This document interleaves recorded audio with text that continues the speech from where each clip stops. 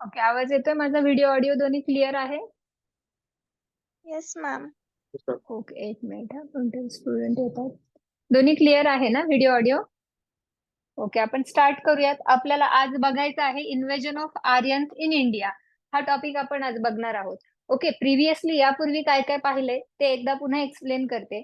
आपण pre historic इरा बघितलेला हिस्ट्रीमध्ये, आणि त्यानंतर इंडस व्हॅली सिव्हिलायझेशन म्हणजेच आपली हडप्पा संस्कृती पाहिलेली, बरोबर की नाही? सो हडप्पा नंतर डायरेक्ट वैदिक काळ बघणं चुकीचं राहील without नोविंग invasion of Aryans in India. कारण वैदिक काळ किंवा वैदिक जे पण टेक्स्ट आलेलं आहे यामागे बऱ्याचशा थिअरीज आहेत ज्या सांगतात की इन्व्हेजन जे झालेलं आहे आर्यन्सचं, आणि त्याच्यामुळेच वैदिक टेक्स्ट काय झालेलं आहे, फ्लरिश झालेला आहे किंवा त्यातूनच उत्पत्ती झालेली आहे. त्यामुळे डायरेक्ट वैदिक काळ आपल्याला बघणं चुकीचं राहील. आणि हा एक महत्वाचा टॉपिक आहे जो कनेक्ट करतो आपल्या हडप्पा संस्कृतीचं कोलॅप्स होणं. आपण तिथपर्यंत पाहिलेलं की नाही? सो हडप्पा संस्कृतीचं कोलॅप्स होणं म्हणजेच काय? हडप्पा संस्कृती नष्ट झाली. आणि अचानक नवीन काळ असा कसा काय आला? जर इथे कोणती पॉप्युलेशनच नाहीये तर नवीन लोक आले कसे? हा प्रश्न साहजिकच आपल्याला अभ्यास करताना पण पडेल. आणि हेच आपल्याला आजच्या सेशन मध्ये जाणून घ्यायचंय. की आता जवळपास 6 मार्चलाच एक आर्टिकल आलं होतं राथीगंज मधलं. ओके, जिथे काय केलेलं आहे, पुन्हा ती 9व्यांदा तिथं उत्खनन केलेलं आहे, एक्सकॅव्हेशन केलेलं आहे, असं आर्टिकल होतं ते. हे 9व्यांदा उत्खनन केलेलं आहे का या टायटलनी. त्याचबरोबर डिसेंबर 2023ला आर्टिकल आले होते. म्हणजे असे कंटिन्युअसली हे आर्टिकल्स येत असतात. जसजसे ओल्ड आर्टिफॅक्ट्स म्हणजेच काय, उत्खनन करून एक्सकॅव्हेशन करून काही गोष्टी सापडल्या तर पुन्हा नव्याने काय होत असतात, रिसर्च किंवा प्रिव्हियस ज्या थेरीज आहेत त्या चर्चेत येत असतात. म्हणूनच हा टॉपिक आपण थोडासा जास्त डिटेलमध्ये बघणार आहोत, जेणेकरून कसाही क्वेश्चन आला प्री मेन्सला तर आपल्याला काय करता येईल, सॉल्व्ह करता येईल. ओके, चला तर सुरुवात करूया इन्व्हेजन ऑफ आर्यन्स या टॉपिकची. Information about Aryans. आता याच्यामध्ये मी असे गोष्टी इन्क्लूड केलेल्या आहेत की तुम्हाला एनसीआरटी वगैरे रीड करायची गरज राहणार नाही. ओके, आता हे आर्यन्स जे लोक आहेत त्यांचं स्पेशली जे नाव आहे आर्यन, हे आर्या ह्या भाषेपासून पडलेलं आहे, जी युरोपियन, इराणियन आणि इंडियन लँग्वेजचं आपल्याला काय बघायला मिळतं, इव्हॉल्व्ह झालेल्या म्हणजे एकत्र मिश्रणातून तयार झालेली लँग्वेज आहे. ओके, आणि याचा अर्थ, आर्याचा अर्थ होतो टू कल्टिवेट. म्हणजेच काय, तर काहीतरी रोवणार, लावणार, बरोबर की नाही? कल्टिवेशन म्हणजे काय म्हणतो आपण, प्लांट्सची लागवड वगैरे करणं. इथे काय आपण लागवड करतोय किंवा काय, याच्या मागचा आपल्याला अर्थ शोधायचा आहे. कारण त्या काळामध्ये याचं स्पष्ट असं कारण नाही लिहिलं की काय कल्टिवेट केलंय. Because Aryans was pastoral in nature and they are nomadic people. म्हणजेच काय, तर आर्यन लोक जे होते ते काय होते, नोमॅडिक म्हणजे भटकंती करणारे लोक होते. आणि सोबतच त्यांचं नेचर पास्टोरल होतं. म्हणजेच काय, पशुपालन. जे धनगर लोक असतात ना त्याप्रमाणे, जे एका ठिकाणावरून दुसऱ्या ठिकाणी आपलं पशुपालन करत जातात त्या पद्धतीचे. मग जर they are nomadic and pastoral, तर मग या कल्टिवेटचा अर्थ काय होईल, जर तेव्हा प्रायमरीली ऍग्रिकल्चर ऑक्युपेशन नव्हतं, ऍग्रिकल्चर वॉज सेकंडरी ऑक्युपेशन. म्हणजे प्राथमिकता कोणत्या याची होती, व्यवसायाची, पशुपालनाची, आणि ऍग्रिकल्चर काय होतं, सेकंडरी. तर कल्टिवेटचा इथे नेमका अर्थ काय होईल हे सुद्धा आपल्याला आजच्या पूर्ण थेरीज मधून समजून घ्यायचं आहे.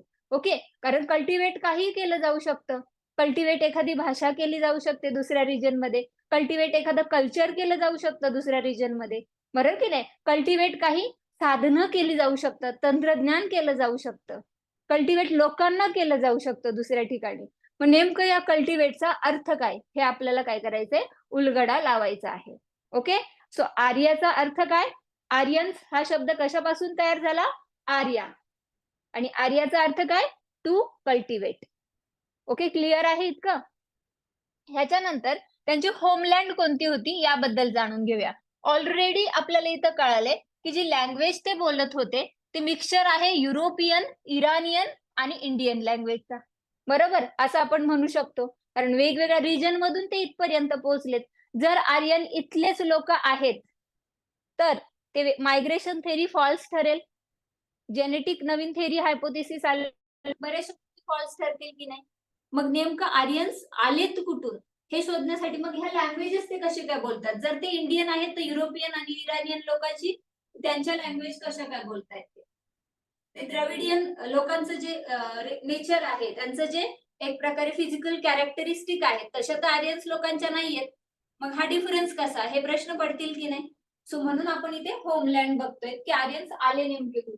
बरं, ओरिजिनल होमलँड आर्यन्स लोकांची बोलली जाते की आल्प्स पर्वत जो आहे युरेशिया रिजन मधला, युरेशिया रिजन म्हणजे युरोप आणि आशियाचा रिजन एकत्रित मिळून तयार होतो. हे दोन खंड मिळून एक मोठा खंड होता, त्याला काय म्हणतात? युरेशिया. युरोप आणि आशिया. ओके, हे लक्षात ठेवा व्यवस्थित. युरोप आणि आशियाचा मिळून काय होतो? युरोपिया. आता एशियन रिजन बघितलं, युरोपियन रिजन बघितलं, तर आपल्याला फरक जाणवतो की नाही? कल्चर्स मध्ये फरक जाणवतो, लोकांमध्ये फरक जाणवतो. तिथलं रिजनल डायव्हर्सिटी सगळीकडची डिफरंट वाटते आपल्याला, कारण त्यांचं त्याच्यामुळे खानपान डिफरंट आहे. मग नेमकं हे युरेशिया रिजन तेव्हा जर एकच लँड असेल तर बिकॉज ऑफ क्लायमेटिक कंडिशन त्यांचे फिजिकल कॅरेक्टरिस्टिक काय असू शकतात? म्हणजे त्यांचं दिसणं वेगवेगळं असू शकतं, असं म्हटलं जाऊ शकतं. ओके, आता हा रिजन जो आहे नेमकं कोणतं? तर रिजन ईस्ट ऑफ आल्प्स हा जो रिजन आहे याच्यामध्ये ऑस्ट्रियाचा पार्ट येतो, स्लोवेनियाचा पार्ट येतो आणि इटलीचा पार्ट येतो. ओके, इथे मी मॅप पण तुम्हाला दाखवलेला आहे. इथे ब्लरी रिजन जे केलेला आहे हा तो एरिया. ओके, आणि पुढे इथे काय दिसतं तुम्हाला? इराक, त्याच्यानंतर इराण, अफगाणिस्तान आणि इथे वेस्टर्न पार्ट इंडिया. आता मी वेगळ्या एका मार्करने तुम्हाला मेन्शन करते तिथे, म्हणजे तुमच्या आणखी जास्त चांगलं लक्षात राहील. ते बघा, दिसतंय का? दुसरा मार्कर ठेवा आणखी.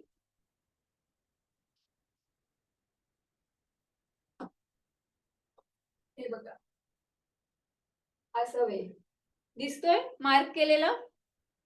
स्वतः सोबत नेहमी काय ठेवा? ऍटलस ठेवत जा, कारण त्याच्यात पण खूप सारे कलर आहेत आणि नेमकं कोणतं पेन चूज करायचं तेच कळत नाहीये. सो इथे युरोपियन रिजन आहे आणि इथे काय आहे? पूर्ण तुम्हाला कुवेत वगैरे, सौदी आहे, इथे तुम्हाला इस्रायल दिसेल. इथून इराक वरून इंडियाचा वेस्टर्न पार्ट, ज्याला आपण पाकिस्तान म्हणू.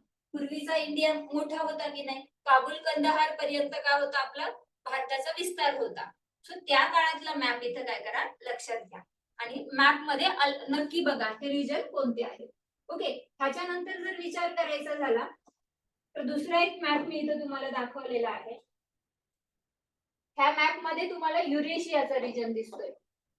युरेशिया हा काय आहे? युरोपचा पार्ट. इकडे रशिया एवढा मोठा खंड दिसतो आणि इकडे आशियाचा. हा एकत्रित मॅप तुम्हाला मी नोट्स मध्ये पण प्रोव्हाइड केलेले. ट्राय करा की एकदम वरवरचा जो आपल्याला पार्ट एक्सपेक्टेड आहे ना त्याचा आकार काढून व्यवस्थित मॅपिंग करायला शिका. इथून पुढे मॅपिंगची आता सवय लावा. ओके, म्हणजे आणि नोट पण करायचं. रिव्हर्स असतील ओल्ड किंवा काय असेल ना तर नोट करत चला मॅप काढून त्याच्यावर, जेणेकरून ही प्रॅक्टिस तुम्हाला ऍटलीस्ट मॅपचे 2 मार्क्सचा एक क्वेश्चन असतो प्रीला फिक्स, तो आपला मार्क्स सिक्युअर करते. ओके, सो हा युरेशियाचा मॅप आहे. इथे बघायला गेलं पुढे तर बऱ्याचशा सिमिलॅरिटीज पण आपल्याला बघायला मिळाल्या, जे टेक्स्ट वगैरे किंवा लिंग्विस्टिक गोष्टी मिळालेल्या आहेत ना तेव्हाचे पुरावे एक्सकॅव्हेशन मध्ये काय उत्खननातून काही गोष्टी मिळाल्या आणि त्या पुराव्यांमधून आपल्याला कळालं की खूप साऱ्या गोष्टींची काय आहे? सिमिलॅरिटी आहे. जसं की काही प्राण्यांमध्ये मग गोट आहे, डॉग आहे आणि हॉर्सेस आहे. हे गोट, डॉग आणि हॉर्सेस जे आहेत ना त्यांच्या थ्रू आपल्याकडे पण तीच नावं आहेत की नाही? आणि आपल्याकडे हे प्राणी प्रचलित आहेत की नाही? आज मीठ खाल्लं जातं गोटचं. हॉर्स सुद्धा मोठ्या प्रमाणात वापरला जायचा ट्रॅव्हलिंग साठी पूर्वी.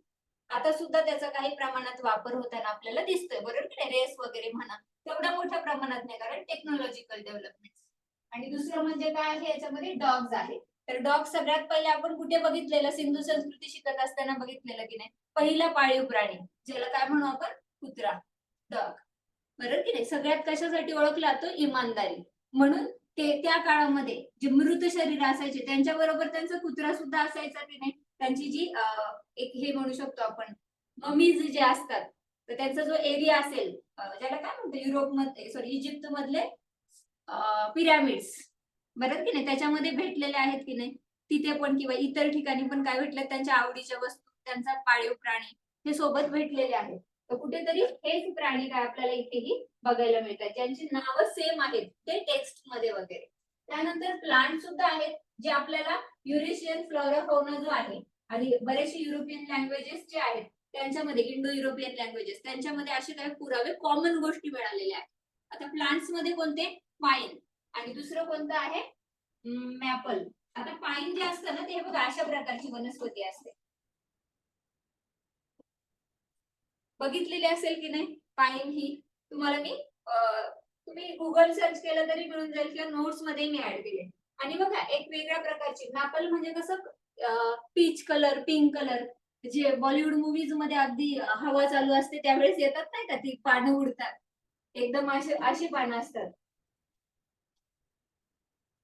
त्या पानांची ती वनस्पती, जिला काय म्हणू शकतो आपण मॅपल. तर ह्या वनस्पती ज्या आहेत त्या कॉमन भेटल्या. प्राणी कोणकोणते कॉमन भेटले? हॉर्स, डॉग आणि त्याच्यानंतर गोट.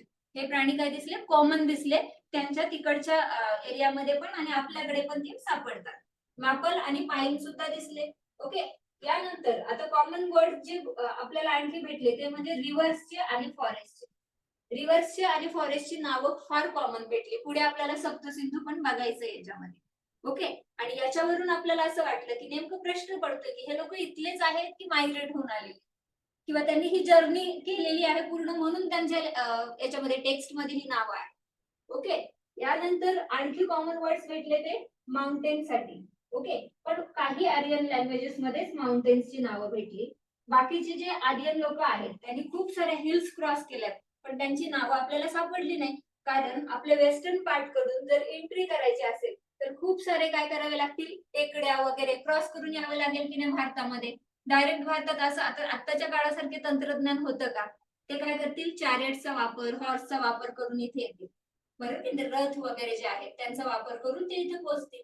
आणि हे क्रॉस करण्यासाठी त्यांना बऱ्याचशा प्लेन एरिया भेटेल, काही त्यांना काय भेटेल, टेकड्या भेटतील, काही मोठे डोंगर भेटतील. तर सगळ्याच अशी नावं इथे मेन्शन केलेली आपल्याला दिसत नाही. ओके. आता त्यांची लाईफस्टाईल कशी होती त्याबद्दल जाणून घेऊया. लाईफस्टाईल बाबत बोलायला गेलं तर ते काय होते, पास्टोरल नेचरचे होते. म्हणजेच मी काय सांगितलं, प्राणी पाळणे, धनगर व्यवसाय जसा आता असतो की एका ठिकाणावरून दुसऱ्या ठिकाणी पण जातात की नाही हे लोक, पूर्ण ते शेळ्यांचा ग्रुपच दिसतो आपल्याला, आणि गावच्या गाव एरियामधून ते दुसरीकडे जाताना दिसतात. हे पशुपालन करणारे परंतु नोमॅडिक होते, आणि सोबतच काय त्यांचं सेकंडरी ऑक्युपेशन कल्चर. आत्ताच्या सारखी सेटल ऍग्रिकल्चर होती का त्या काळामध्ये? नाही. आताच्या सारखी सेटल ऍग्रिकल्चर नव्हती. तेव्हाची ऍग्रिकल्चर कशी होती? Shifting agriculture.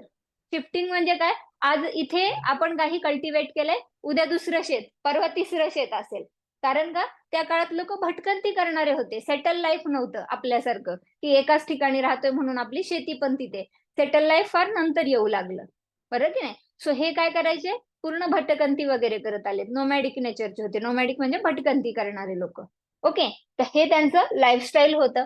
आता ही नोमॅडिक लाईफस्टाईल जर आहे तर त्यांना साहजिकच मटेरियल रिमेन्स म्हणजे काही पुरावे मिळतील का तिकडे आपल्याला? नाही. ते एका ठिकाणावरून दुसऱ्या ठिकाणी राहत आले. सिंधू संस्कृतीमध्ये लोक तिथेच राहत होती म्हणून ते जसंच्या तसं मिळालं की नाही साईट्सवर वस्तू. मग ते हडप्पा असू दे, मोहेंजोदडो असू दे, आताचं राखीगंज असू दे, किंवा इतर काही, बरोबर की नाही? सो ह्या गोष्टी का मिळतात? कारण सेटल एक जागी लोक राहिले तर पुरावे मिळतात. आणि एक जागी ते जास्त काळ नाही राहिले तर जास्त गोष्टी मिळतील का?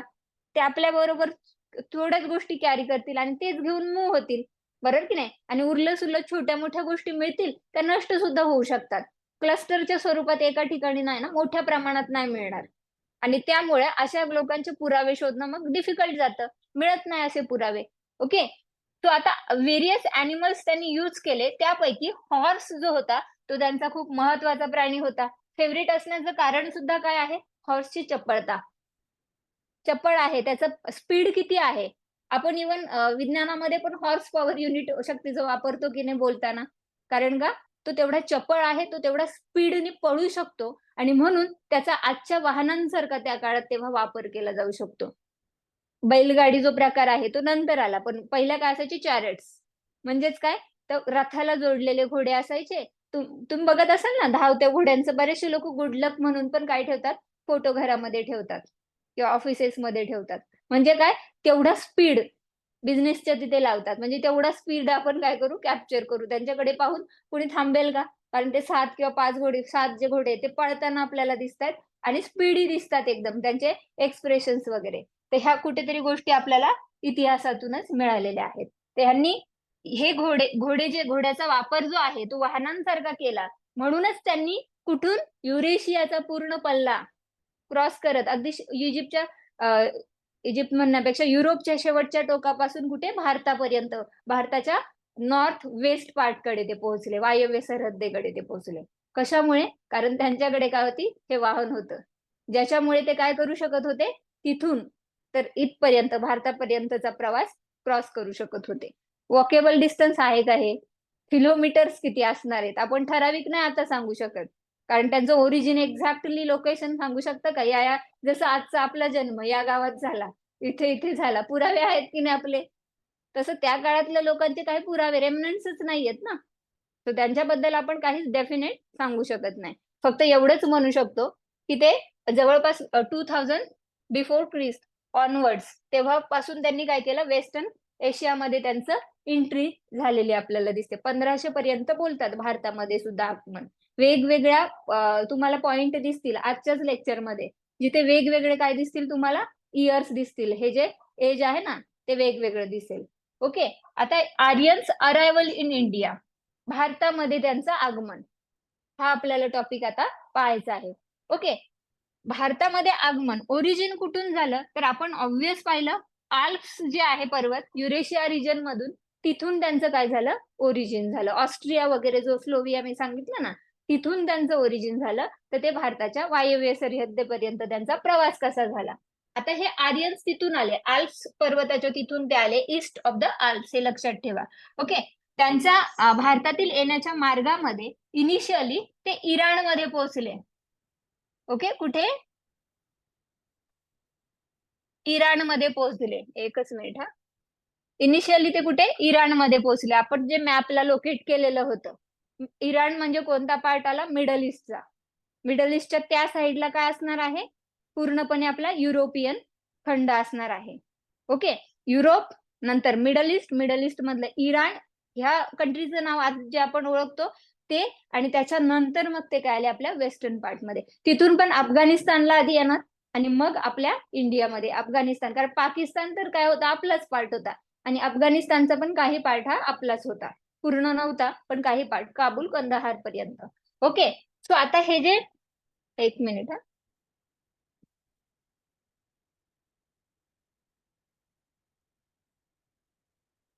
मग हे जे लोक आले, जे कुठून आले, इराण पर्यंत आले, आणि त्यावेळेस असं समजलं जायचं की ते इंडो इराणियन आहेत.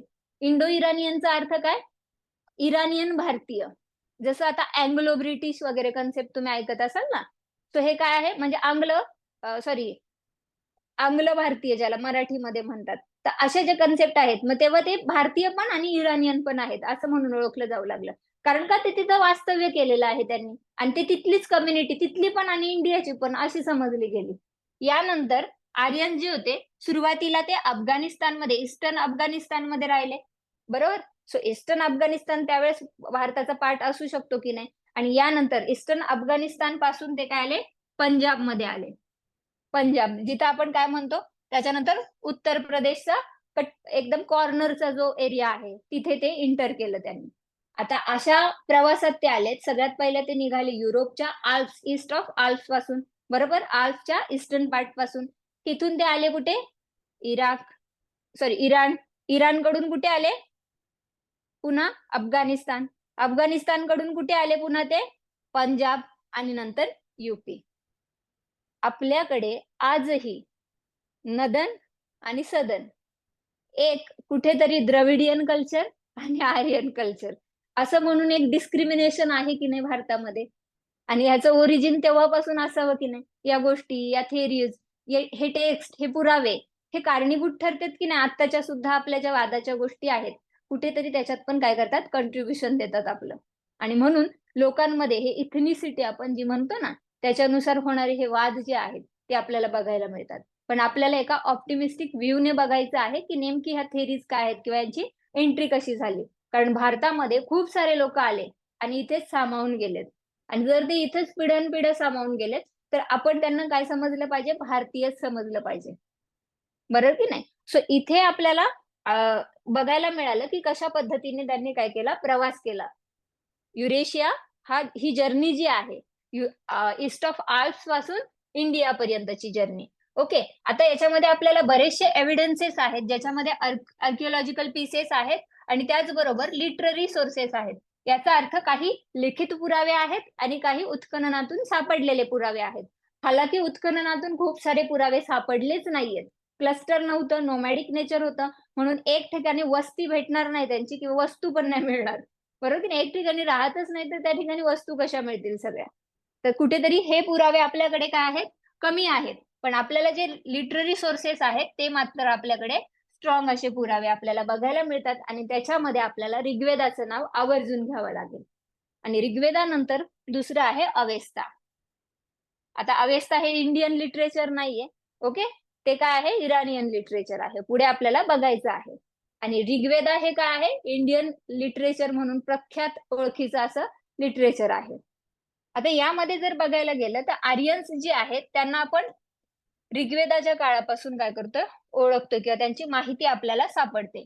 ऋग्वेदा काय आहे नेमकं, तर collection of prayers offer to Agni, Indra, मित्रा, वरुणा ह्या गॉड्सला ऑफर केलेली प्रेयर्सचं कलेक्शन, त्याला म्हणतात ऋग्वेदा. आणि ती मंडलाज मध्ये मांडली जाते, ओके. कशामध्ये, 10 मंडलाज मध्ये.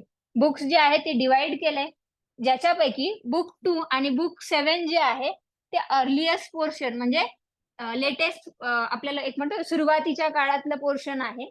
आणि त्याच्यानंतर दुसरे आपल्याला आहे, एक मिनिट हा, एक कॉल येतोय, एकच मिनिट.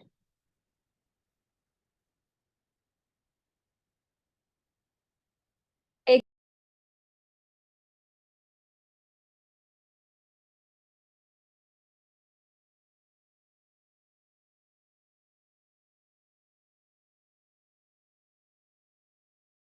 ओके. आता हे आपल्याला काय बघायला मिळतं, 10 मंडलाज म्हणजे काय, बुकला डिवाइड केलेलं आहे मंडलामध्ये. पुढे आपल्याला ऋग्वेदामध्ये पूर्ण ही माहिती बघायची आहे. येस येस, बोला ओंकार. मित्र म्हणजे मला कळलं नाही, अग्नी इंद्रा कळलं, पण हा, मित्र जे ऍक्च्युली ही गॉड्सची त्या काळातली नावं आहेत. आणि ते गॉड्स कशासाठी, म्हणजे कोणता गॉड कशासाठी आपण प्रेयर करणार हे सुद्धा पुढे डिफाईन केले. आपल्याला पुढे ते सगळे सेक्शन बघायचे, म्हणून मी आता एक्सप्लेन नाही करत. आता फक्त लक्षात घ्या की नेमकं शॉर्ट मध्ये ऋग्वेदा काय आहे. तुम्हाला प्रश्न पडेल ना, हे असं एक पुस्तक आहे पण त्या पुस्तकात काय आहे?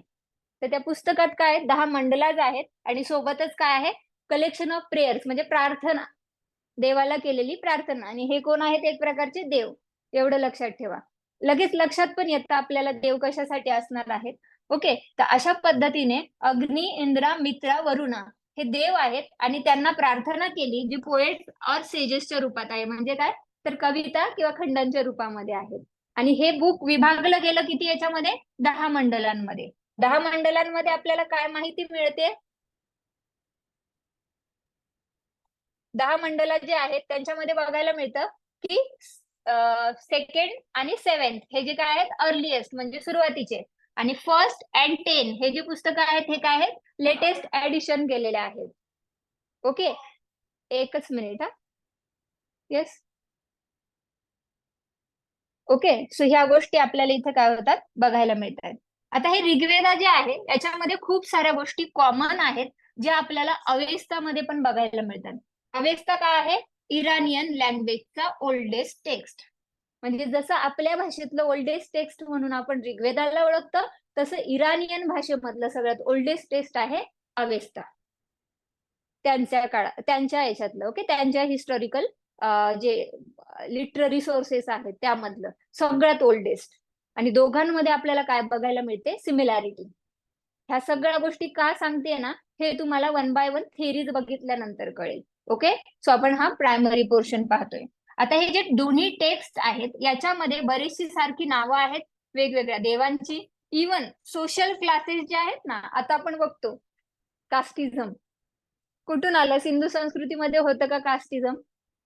एक थोडीशी अप्पर लोअर डिव्हिजन एक सुरुवात होत होती, बरोबर की नाही.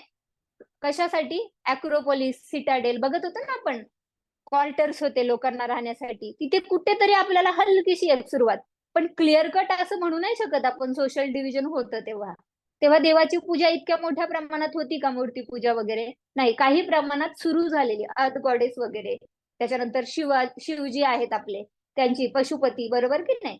सो ह्या पशुपती महादेवा, ह्या काही गोष्टी आपल्याला तिथं बघायला मिळालेल्या. पण एक्झॅक्टली पुढे काय झालं नेमकं, कल्चर कसं इव्हॉल्व्ह झालं आणि आजची जी समस्या दिसते सोशल क्लासची, तेव्हा नव्हती सिंधू संस्कृतीत. मग ही उगम कुठून पावलं, तर आपण इथून म्हणू शकू की हे सोशल डिव्हिजन जे आहे त्याची एक सुरुवात. आणि याचे काय भेटले, सोशल क्लासेस वगैरेची माहिती कशामध्ये मिळाली, दोन्ही टेक्स्टमध्ये, ऋग्वेदामध्ये पण, कारण ऋग्वेदामध्ये जे डिव्हिजन केलेलं आहे त्याला आपण काय म्हणतो माहित आहेत का तुम्हाला? क्षत्रिय, वैश्य, 4 डिव्हिजन आहेत की नाही. सो हे डिव्हिजन जे आहेत ते त्या काळात ऋग्वेदामध्ये पण होते आणि ऍज वेल एज अवेस्तामध्ये पण काही प्रमाणात बघायला मिळत आहे. ओके, ते पुन्हा मी पुढे कंटिन्यू करणार आहे त्या सगळ्या गोष्टी. हे फक्त इंट्रोडक्शन आहे. त्याच्यानंतर काही आर्यन नेम जे आहेत ते मेन्शन केलेले आहेत कसाईट इन्स्क्रिप्शन जे आहे 1600 BC मधलं, आणि मितानी इन्स्क्रिप्शन जे आहे 1400 सेंचुरी मधलं. ओके, जे इराक मध्ये आपल्याला सापडतं. आणि इराणची एक ब्रांच आहे आर्यनची जी मूव्ह झाली वेस्टवर्ड. आर्यन जे आहेत आपल्या वेस्टवर्ड मूव्ह झाले, जेव्हा आपण म्हणू शकतो वायव्य सरहद्दीकडे आले ते. कारण इराक कुठे, मिडल ईस्ट, इकडे कोण युरोप, इथे कोण मिडल ईस्ट, आणि इथे कोण आहे इंडिया. ते इंडियाच्या या वायव्य सरहद्दीकडे आले की नाही, म्हणू शकतो की नाही आपण. तो अशा पद्धतीने त्यांची काय दिसते आपल्याला मुवमेंट. आता हे लिटल अर्लियर आपल्याकडे पुरावे जे आहेत ते म्हणतात 1500 BC, म्हणजे 1500 सेंचुरी मध्ये काय झाले, आर्यन्स इंडियामध्ये दिसले पहिल्यांदा 1500 मध्ये. पण हे पुरावे काय म्हणतात, एक तर कसाईट इन्स्क्रिप्शन म्हणतात 1600 मध्ये ते निघालेले, आणि दुसरं मित्तानी इन्स्क्रिप्शन म्हणतात 1400 मध्ये, आणि आपण 1500 मधलाच एक नंबर सांगतो इथे.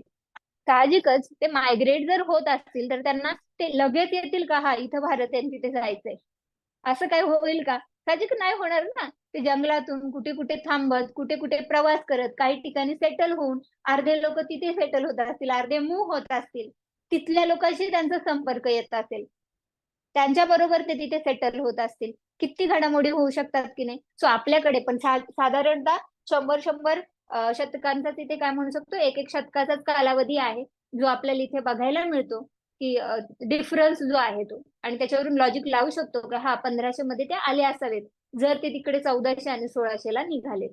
ओके, सो ही नावं लक्षात ठेवा, कसाईट इन्स्क्रिप्शन 1600 आणि मितानी इन्स्क्रिप्शन 1400. ओके, जे इराक मध्ये भेटतात, आणि ते काय सांगतात, वेस्टवर्ड काय झालेली आहे, त्यांची एक ब्रांच आलेली आहे. ओके, यानंतर आपल्याला कोणतेही क्लिअर आणि डेफिनेट आर्किओलॉजिकल ट्रेसेस सापडत नाहीत. मी जे मगाशी इंट्रोडक्शनला तुम्हाला सांगितलं की लिटररी सोर्सेस मधून माहिती चांगली मिळते, म्हणजे जे टेक्स्ट आहेत त्यांच्यातून आपल्याला माहिती मिळते, परंतु आपल्याला कोणतेही क्लिअर आर्किओलॉजिकल ट्रेसेस इथे मिळत नाहीत. ओके, तर हा एक मुद्दा महत्वाचा आहे. पण काही प्रमाणात जे आर्किओलॉजिकल ट्रेसेस मिळत आहेत त्यांच्या मी इथं तुम्हाला डायग्राम्स दिलेले आहेत, फोटोज दिलेले आहेत, ते बघा. आता मिळतंय काय, सॉकेटेड ऍक्सेस. सॉकेटेड ऍक्सेसचा अर्थ काय, कुऱ्हाड आहे, कुदळ आहे, पण सॉकेट असणारी. सॉकेट असणं म्हणजे काय, पिन आहे आणि बोर्ड आहे, प्लग करतो की नाही आपण, त्याच्यामध्ये घालवतो की नाही, त्याला प्लगिंग म्हणतात. इथे पण सेम, हे जे पार्ट आहे कुदळ किंवा जे कुऱ्हाड आहे त्याच्यामध्ये वुडन किंवा मेटलचा दुसरा काय केला जातो, ही दांडी बसवली जाते, आणि त्याला काय म्हणतात, सॉकेटेड ऍक्सेस. पूर्वीच्या ऍक्सेस कशा होत्या, ज्या हातात होल्डिंग असेल आणि काय करायचे, तसाच त्यांचा वापर केला जात होता. हळूहळू हाडांचा वापर होता, वुडन ऍक्सेस येऊ लागलेल्या, बरोबर की नाही, बाण वगैरे हे प्रकार येऊ लागलेले, भाला. त्याच्यानंतर काही काळाने काय झालं, आता मेटल्स आलेले. सो अशा सॉकेटेड ऍक्सेस आपल्याला त्या काळामध्ये काही प्रमाणात बघायला मिळाल्या, ज्या कुठे बघायला मिळालेल्या आहेत, north western part of India. कुठे बघायला मिळाले, नॉर्थ वेस्टर्न इंडियामध्ये. त्यानंतर दुसरं आहे ब्रॉन्झ डर्क्स.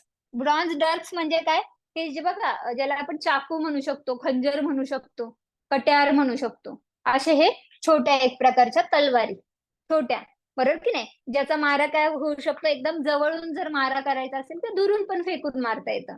तर ह्या अशा पद्धतीचं तुम्हाला कट्यार वगैरे किंवा चाकू जे आहेत, खंजर, त्यांना आपण म्हणतो ब्रॉन्झ डर्क, जे ब्रॉन्झ पासून बनलेले आहेत. तर ह्या सुद्धा आपल्याला काही प्रमाणात बघायला मिळाल्या, कुठे, नॉर्थ वेस्टर्न इंडियामध्ये. जो आपण आतापर्यंत काय कोणत्या पार्टचा उल्लेख केलाय, एक पार्ट कोणता होता, युपी, सगळ्यात लास्ट, फ्रिंजेस ऑफ युपी, म्हणजे काय, युपीच्या कॉर्नरचा पार्ट. त्याच्यानंतर पंजाब, आणि दुसरा कोणता पार्ट म्हणला, अफगाणिस्तान, आणि अफगाणिस्तानच्या आधी कोणता, इराण. इराण, आणि इराणच्या Alps of east of Alps, बरोबर. सो अशा रिजन मधून ते आलेत. यानंतर आपल्याला काही प्रमाणात काय भेटलेले आहेत, स्वॉर्ड्स, तलवारी. ह्या बघा इथे तुम्हाला दिसतील. काही तलवारींचे सुद्धा पुरावे भेटले. आणि आपल्याकडे खरंच सिंधू संस्कृती खूप शांतताप्रिय संस्कृती होती असं ओळखलं गेलंय. बरोबर. आपण तिथे कोणत्याच प्रकारचे युद्धांचे पुरावे बघितलेत का? कोणत्या घटना बघितल्यात का? इव्हेंट स्टडी केल्यात का सिंधू संस्कृतीमध्ये? नाही. That was first civilization of India.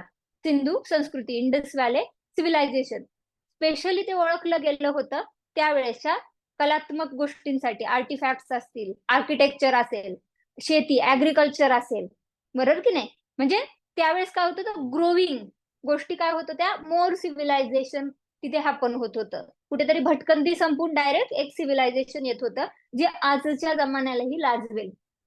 आणि आपल्याकडे आपण गोष्टी बघितलेल्या, हत्यार वगैरे हे तयार करणं किंवा काही, पण ते कशासाठी होतं, प्राण्यांची शिकार वगैरे ह्या उद्देशानेच बघितलेल्या, किंवा कोणी लूट वगैरे करायची झाली तर. पण युद्ध वगैरे असं नव्हतं. ऍग्रेशन आपल्याला तेवढ्या मोठ्या प्रमाणात बघायला मिळत नव्हतं. आणि आपण म्हणतो ना हत्यारांची जी सुरुवात आहे ती कुठेतरी काय झाली, आर्यन्सने इकडे आणली भारतामध्ये.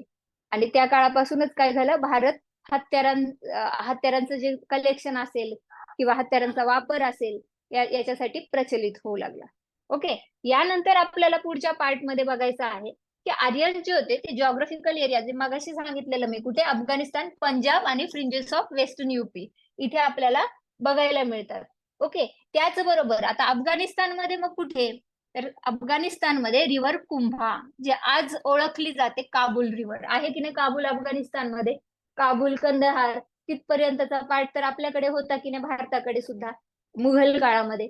सो हे काबुल रिव्हर जे आहे तिथे सुद्धा काय दिसलं, त्यांचे काही पुरावे दिसले किंवा तिथे सुद्धा ते राहिलेले होते. आणि त्याचबरोबर river Indus and it's 5 branches ह्या सुद्धा मेन्शन केलेल्या आहेत ऋग्वेदामध्ये. आता रिव्हर इंडस आणि त्याच्या 5 ब्रँचेस कोणत्या आहेत, त्यांना आपण सिंधू, रिव्हर इंडसला काय ओळखलं जातं, सिंधू या नावाने ओळखलं जातं, जे आयडेंटिकल कशा बरोबर आहे, इंडस. आणि हे एक रिव्हर पार एक्सपिरियन्स होता आर्यन्ससाठी, जो खूप रिपीटेडली यूज केला गेलाय आपल्या ऋग्वेदिक टेक्स्ट मध्ये.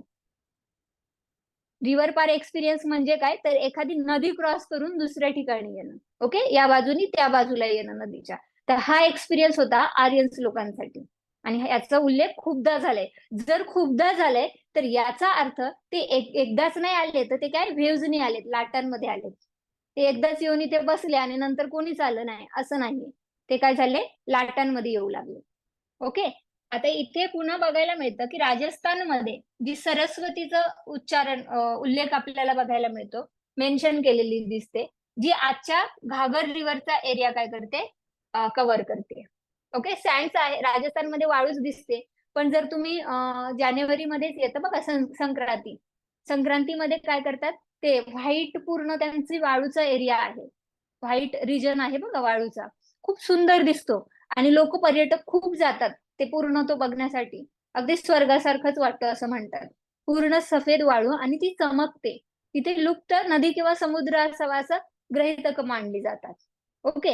ही वाळू आली कशी अचानक राजस्थानची, तर काय असेल तिथे समुद्र आणि तो पूर्ण ड्राय झाला असेल, एक गृहीतक असं आहे. दुसरं म्हणतं तिथे मोठी नदी असावी, ती लुप्त झाली असावी आणि तिथे काय झाली, वाळू तयार झाली वाऱ्याच्या पूर्णपणे कार्यामुळे.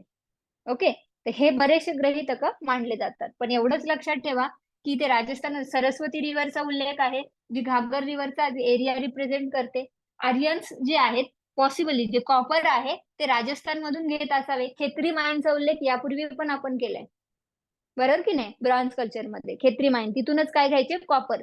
दोन्ही वेगवेगळ्या रिजनच्या गोष्टी घेऊन ते काय बनवत होते, टीन वगैरे मेकिंग आपण बघितलेली. ओके. सो अशा पद्धतीने इथे सुद्धा राजस्थानच्या खेत्री माईनचा उल्लेख आहे. आता जो होल रिजन जो आहे, आर्यन्स जे पहिल्यांदा सेटल झाले भारतामध्ये, त्या जमिनीला म्हणतात सप्तसिंधू. पूर्ण एकत्रित जमीन जी 7 नद्यांनी तयार झालेली आहे आणि जिथे आर्यन सेटल झाले त्याला म्हणतात सप्तसिंधू. हा उल्लेख तुम्हाला प्रत्येक ठिकाणी बघायला मिळेल आर्यन्सच्या बाबतीत. आता सप्त म्हणजे काय, 7, आणि सिंधू म्हणजे काय, रिलेटेड टू इंडस किंवा इंडस, बरोबर की नाही. सो इथे 7 नद्या होत्या, ज्यांच्यापैकी पहिली सिंधू, जिला आपण आज इंडस नावाने ओळखतो आणि सिंधू नावाने पण ओळखतो. आणि हिला सेंट्रल लाईफलाईन ऑफ आरवी म्हणजे काय, रिव्हर व्हॅली जे आहेत त्यांची सेंट्रल लाईफलाईन म्हटली जायची. कारण का, हीच मेन नदी आहे ना, बाकीच्या तिच्या काय आहे, ट्रिब्युटरीज आहेत. तर ही काय आहे, आपली लाईफलाईन, तिथली लाईफलाईन, इंडियामधली लाईफलाईन, जी नद्यांच्या ठिकाणी कल्चर वसलं तिथली लाईफलाईन. कोण? सिंधू, जिचं दुसरं नाव काय आहे आताचं मॉडर्न नेम? इंडस. ओके. त्यानंतर आहे वितास्ता, जिला झेलम नावाने आपण ओळखतो. सिंधू आणि तिच्या ट्रिब्युटरीज कोण कोण आहेत? झेलम, चेनाब, रावी, बियास, सतलज. 5 काय आहेत? ट्रिब्युटरीज आहेत. झेलम, चेनाब, रावी, बियास, सतलज. सिंधू मेन नदी, म्हणजे 6 झाल्या. तुम्ही म्हणता मग सप्त सिंधू का? एक कोणती कन्सिडर केली गेली? सरस्वती. सो हे काय झाल्या? सप्त सिंधू. ओके. इथे किती झाल्या? 7 नद्या. सिंधू, जिचं नाव इंडस. झेलम, तिचं नाव काय आहे? वितास्ता. चेनाब, तिचं नाव आहे आसिकनी. रावी, इरावती. बियास, विपासा. सतलज, सतुद्री. आणि लास्ट वन इज सरस्वती. हेच नाव उल्लेख होतं, कारण आज तर ती नाहीये प्रेझेंट. सो आज तिचं मॉडर्न नेमच नसणार. म्हणून yes, रावीचं नाव काय आहे? रावीचं इरावती. Okay okay. किती नद्या आहेत ह्या? 7 सात. नद्या. 7 नद्यांच्या भागामध्ये राहणारे लोक म्हणजे कोण? आर्यन. त्या आर्यन. काळामध्ये ते इथले आहेत की नाही आहेत याविषयी काय आहे? Question mark. आणि त्याच्यावरच डिबेट होतोय. म्हणून आपण ही इन्फॉर्मेशन जी वैदिक टेक्स्ट मध्ये आपल्याला मिळालेली आहे ती बघितलेली आहे. इतकं तुम्हाला सेशन क्लिअर आहे का? Yes, हा ma'am. मॅम. ओके. आता याच्या पुढे Yes, ma'am. आपल्याला बघायचं आहे आर्यन इन्व्हेजन थेरीज. म्हणजे इन केस जर क्वेश्चन काय आलं, ज्या मॉडर्न थेरीज आहे त्या पण इन्क्लूड केल्यात मी. ऋग्वेदा वगैरे त्याची सुरुवात आहे ना ती फार नंतर करू आपण. पहिल्या ह्या गोष्टी, बेसिक गोष्टी समजून घेऊ. ओके. तर आता ह्या थेरीज कशाच्या बेसवर रिप्रेझेंट केल्या जाणार? जी माहिती आपल्याला कशामध्ये मिळालेत? एन्शियंट टेक्स्ट मध्ये मिळालेत. सो आता जी माहिती बघितली त्या आधारावर ह्या थेरीज काय केलेल्या आहेत? रिप्रेझेंट केलेल्या आहेत. ओके. सो पहिली थेरी आपण बघूयात. पहिलं तर इंट्रोडक्शन घेऊयात की का थेरीज महत्वाच्या आहेत. थेरीज महत्वाच्या आहेत कारण याच्यावरून आपल्याला बरेचसे हिस्टॉरिकल हायपोथेसिस मिळतात, म्हणजे गृहीतक कळतात की नेमकं आर्यन्सचं ओरिजिन काय असावं. आणि त्याचबरोबर ज्या इंडो युरोपियन लँग्वेजेस आणि त्यांचं जे कल्चर इंडियन सबकॉन्टिनेंट मध्ये आलं. इंडियन सबकॉन्टिनेंट म्हणजे काय? भारत आणि त्याच्या शेजारील देशांना एकत्रितरित्या आपण इंडियन सबकॉन्टिनेंट म्हणू. ओके. ह्याच्यामध्ये जे कल्चर आलंय किंवा जो चेंज आला, कारण सिंधू संस्कृतीचे लोक कम्प्लिटली वेगळे होते. बरोबर. द्रविडियन लोक म्हणजे कलरने डार्क वगैरे असे लोक थोड्या प्रमाणात आपल्याला बघायला मिळायचे. आजही आपल्या साऊथ रिजन मध्ये बघायला मिळतात. बरोबर की नाही? आणि इकडे आपल्याला हे तर मग एकदम ब्रिटिशांनी इतके गोरे नाहीयेत, पण गहूवर्णीय गोल्डन कलर आर्यन्स लोक ज्यांना आपण म्हणू, त्यांचं मिश्रण दिसतं. म्हणून नदन आणि सदन मध्ये आपल्याला चेंज बघायला मिळतो की नाही लोकांच्या कलर मध्ये वगैरे. तर कुठेतरी ते लॉजिक आहे. आता ते कशामुळे? तर हे कल्चर, लँग्वेज कशा आल्या, कल्चर कसं इथे आलं इंडियन सबकॉन्टिनेंट मध्ये, आणि आर्यनचं ओरिजिन, आणि त्याचबरोबर ते स्प्रेड इथे कशा पद्धतीने झाले त्याची आपल्याला माहिती मिळवण्यासाठी आपण थिअरीज मांडलेल्या आहेत. आपण म्हणजे कोण? लेटेस्ट हिस्टोरियन्स असतील, ओल्ड हिस्टोरियन्स असतील, या सगळ्यांनी मिळून. आणि प्रत्येकाचे काय असेल? स्टडी डिफरंट असेल. टाइम टू टाइम बऱ्याचशा एक्सकॅव्हेशन झाल्या, नवीन गोष्टी सापडतात, आणि म्हणून त्या थिअरीज सुद्धा वाढत जातात किंवा त्यांच्यामध्ये सुद्धा बदल रिव्हॅल्युएट केलेला आपल्याला बघायला मिळतात. ओके. आता ह्या ज्या थिअरीज आहे हा एक डिबेटचा भाग आहे. डिबेट आणि डिस्कशनचा, जे हिस्टोरियन्स ऑलवेज करत असतात. ओके. आर्किओलॉजिस्ट त्यांची माहिती देतात की आम्हाला उत्खननात ह्या गोष्टी सापडल्यात, तर हे असं चालू आहे. प्रत्येक जण आपली भाकितं मांडणार. जसं तुम्हाला एखादा प्रश्न विचारला, तुम्ही तुमचे ओपिनियन द्याल की नाही? प्रत्येकाचे वेगवेगळे असू शकतात, स्टडी वेगळा असू शकतो, त्या पद्धतीने. आता हे इव्हॉल्व्ह झालं भारत, इंडियन सबकॉन्टिनेंट, आणि आपल्या इतिहासावर सुद्धा याचा अर्ली हिस्ट्री जो आहे म्हणजे एन्शियंट हिस्ट्री, त्याच्यावर सुद्धा या गोष्टींचा खूप प्रभाव पडला. कारण का? लोक इथे आलेत, मायग्रेट होऊन आलेत की इथेच तयार, म्हणजे इथूनच उत्पत्ती झाली, काहीच माहित नाही. पण त्या लोकांनी चेंज घडून आणला. जे प्रिव्हियस इंडस व्हॅली सिव्हिलायझेशन आणि आताचं पास्टोरल, ते होते ऍग्रिकल्चरिस्ट मोस्टली, होते की नाही? Nomadic to settle life. आणि त्याच्यानंतर हे काय झाले? नोमॅडिक पर्सन्स, पास्टोरल नेचरचे, ऍग्रिकल्चर दुय्यम व्यवसाय, आणि इथे येऊन काय झाले? सेटल. त्या काळात ग्रॅनरीज किती भेटलेल्या, म्हणजे धान्य कोठार खूप मोठ्या प्रमाणात. आणि इथे काय? गायींचं महत्व, घोडा, गोट महत्व वाढत गेलं की नाही प्राण्यांचं. म्हणजे थोडी कल्चरल आपल्याला काय बघायला मिळाली इथे? शिफ्ट. आणि हे सगळं समजून घ्यायचंय. ही कल्चरल शिफ्ट प्रभाव पाडते की नाही आपल्या इतिहासावर? तेव्हाच्या काळातल्या गोष्टी आहेत, आजही लागू होत आहेत की नाही? आजही लोक तो डिफरन्स, त्या डिस्क्रिमिनेशन फॉलो करतायत की नाही. मग तो रिजनल असू दे, बरोबर की नाही, मग तो लोकांच्या लँग्वेजचा असू दे. आजही लँग्वेजचे आपल्याकडे प्रॉब्लेम किती मोठ्या प्रमाणात चालू असतात. भाषिक लोक काय करतात, एकमेकांबरोबर वाद घालत असतात. हिंदी भाषिक, मराठी भाषिक, आणि आपल्याकडे किलोमीटरला भाषा आणि ट्युनिंग बदलतं बोलण्याचं, बरोबर की नाही. आणि हे किती मोठे आपल्याकडे मुद्दे आहेत एकदम जे वादाचे. सो त्याच्यामुळेच हा विषयाला महत्व प्राप्त होतं आणि हा डिबेटचा इश्यू बनतो. कारण का, आपण म्हणू आम्ही ओरिजिनल, दुसरे म्हणतील ते ओरिजिनल, तिसऱ्या राज्यातले म्हणते ते ओरिजिनल इथले, आम्ही सिंधू संस्कृतीचे पुढची पिढी आहोत, प्रत्येक जण असा क्लेम करणार. म्हणून त्यांचं सॅटिस्फॅक्शन होण्यासाठी हा स्टडी केला जातो की नाही बाबा ओरिजिन काय आहे ना, हे प्रत्येक मग हिस्टोरियन्स मांडतात. ओके, सो अशा पद्धतीने पहिली थेरी आपल्याकडे मांडली गेली, the original Aryan invasion theory, जिला AIT म्हणून काय केलं, ओळखलं जाऊ लागलं. आता ही थेरी 19th सेंचुरी मध्ये प्रपोज केलेली आहे. कोणती? Original Aryan invasion theory. एवढं लक्षात ठेवलं थेरीचं नाव तरी चालेल. हे एक हिस्टॉरिकल हायपोथेसिस आहे ज्याच्यामध्ये जे आर्यन्स लोकांचं ओरिजिन आहे त्याला एक्सप्लेन केलेलं गेलं आहे, आणि त्यांना इंडो युरोपियन स्पीकिंग पीपल म्हणून पण ओळखलेलं आहे. आता काही गोष्टी आहेत ना, आर्याचा अर्थ टू कल्टिवेट पण होतो ना, आर्याचा अर्थ एक लँग्वेज पण होतो. काही म्हणतात तो लँग्वेज अर्थ होतो, काही म्हणतात टू कल्टिवेट, पण लँग्वेज पण कल्टिवेट केली जाऊ शकते. कल्टिवेट करणं म्हणजे काय, प्लांटेशन करणं जास्त नाही. एखादा विचार कल्टिवेट केला जाऊ शकतो, आयडिओलॉजी कल्टिवेट केली जाऊ शकते. ओके, सो हे भाषिक लोकांचा, कोणत्या इंडो युरोपियन स्पीकिंग लोकांचं ओरिजिन एक्सप्लेन करण्यासाठी the original Aryan invasion theory मांडण्यात आली. त्याच्यामध्ये काही कोर प्रपोजिशन म्हणजे काही गृहीतक आहेत, ती काय ती आपण बघूयात. The theory posited the Aryan were a distinct group of Indo European speakers. कोण आहे ते? एक असा ग्रुप जे इंडो युरोपियन लँग्वेज बोलतात, त्यांच्या ग्रुपला आपण काय म्हणणार, distinct group of Indo European speaker. कोणाचं तरी माईक चालू आहे, बंद करा, मला आवाज येतोय.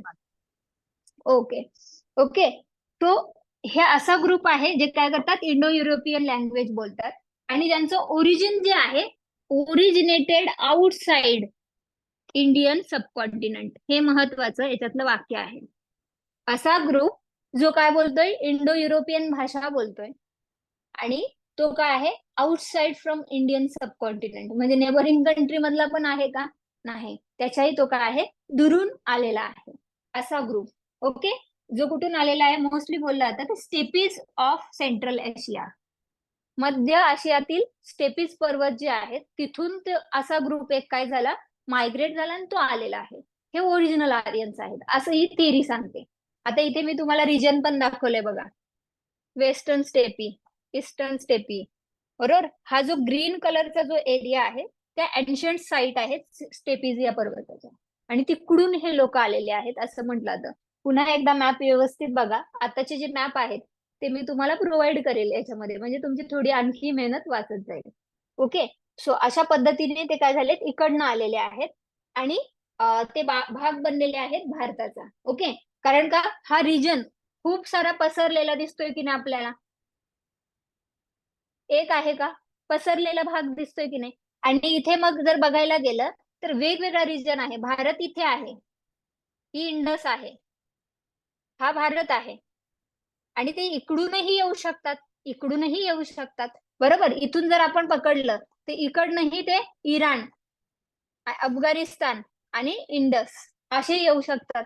ब्रांचेस वेगवेगळ्या ठिकाणी जाऊ शकतात की नाही, वेगवेगळे ग्रुप वेगवेगळ्या ठिकाणी ट्रॅव्हल केलं त्यांनी, ते वेगवेगळ्या ठिकाणी गेलं. कारण तेव्हा काय असं मॅप होता का जे बघत बघत मला ह्याच ठिकाणी जायचंय, जिथे जिथे एखादा ग्रुप निघून जाईल, बाजूला जाईल कबीला, तो तिकडेच सेटल झाला. त्यांचं असं काही नोमॅडिक होते, म्हणजे काय भटकंती करणारे होते, त्यांचं एकच असं काही सेटल हे नव्हतं, एरिया नव्हता जिथे ते राहते, बरोबर की नाही. सो अशा पद्धतीने ते काय होऊ लागले, इतरत्र भटकू लागले. ह्याच्यामध्ये काही महत्वाचे प्रेपोजिशन्स आहेत. एक तर ओरिजिनचं प्रेपोजिशन आपण बघितलं म्हणजे गृहीतक, त्यानंतर इन्व्हेजन अँड कॉन्क्वेस्ट. ओके, आता ह्या थेरीमध्ये असंही सांगलं गेलंय की Aryan invaded India around 1500 BC, bringing with them new technology, language and cultural practices.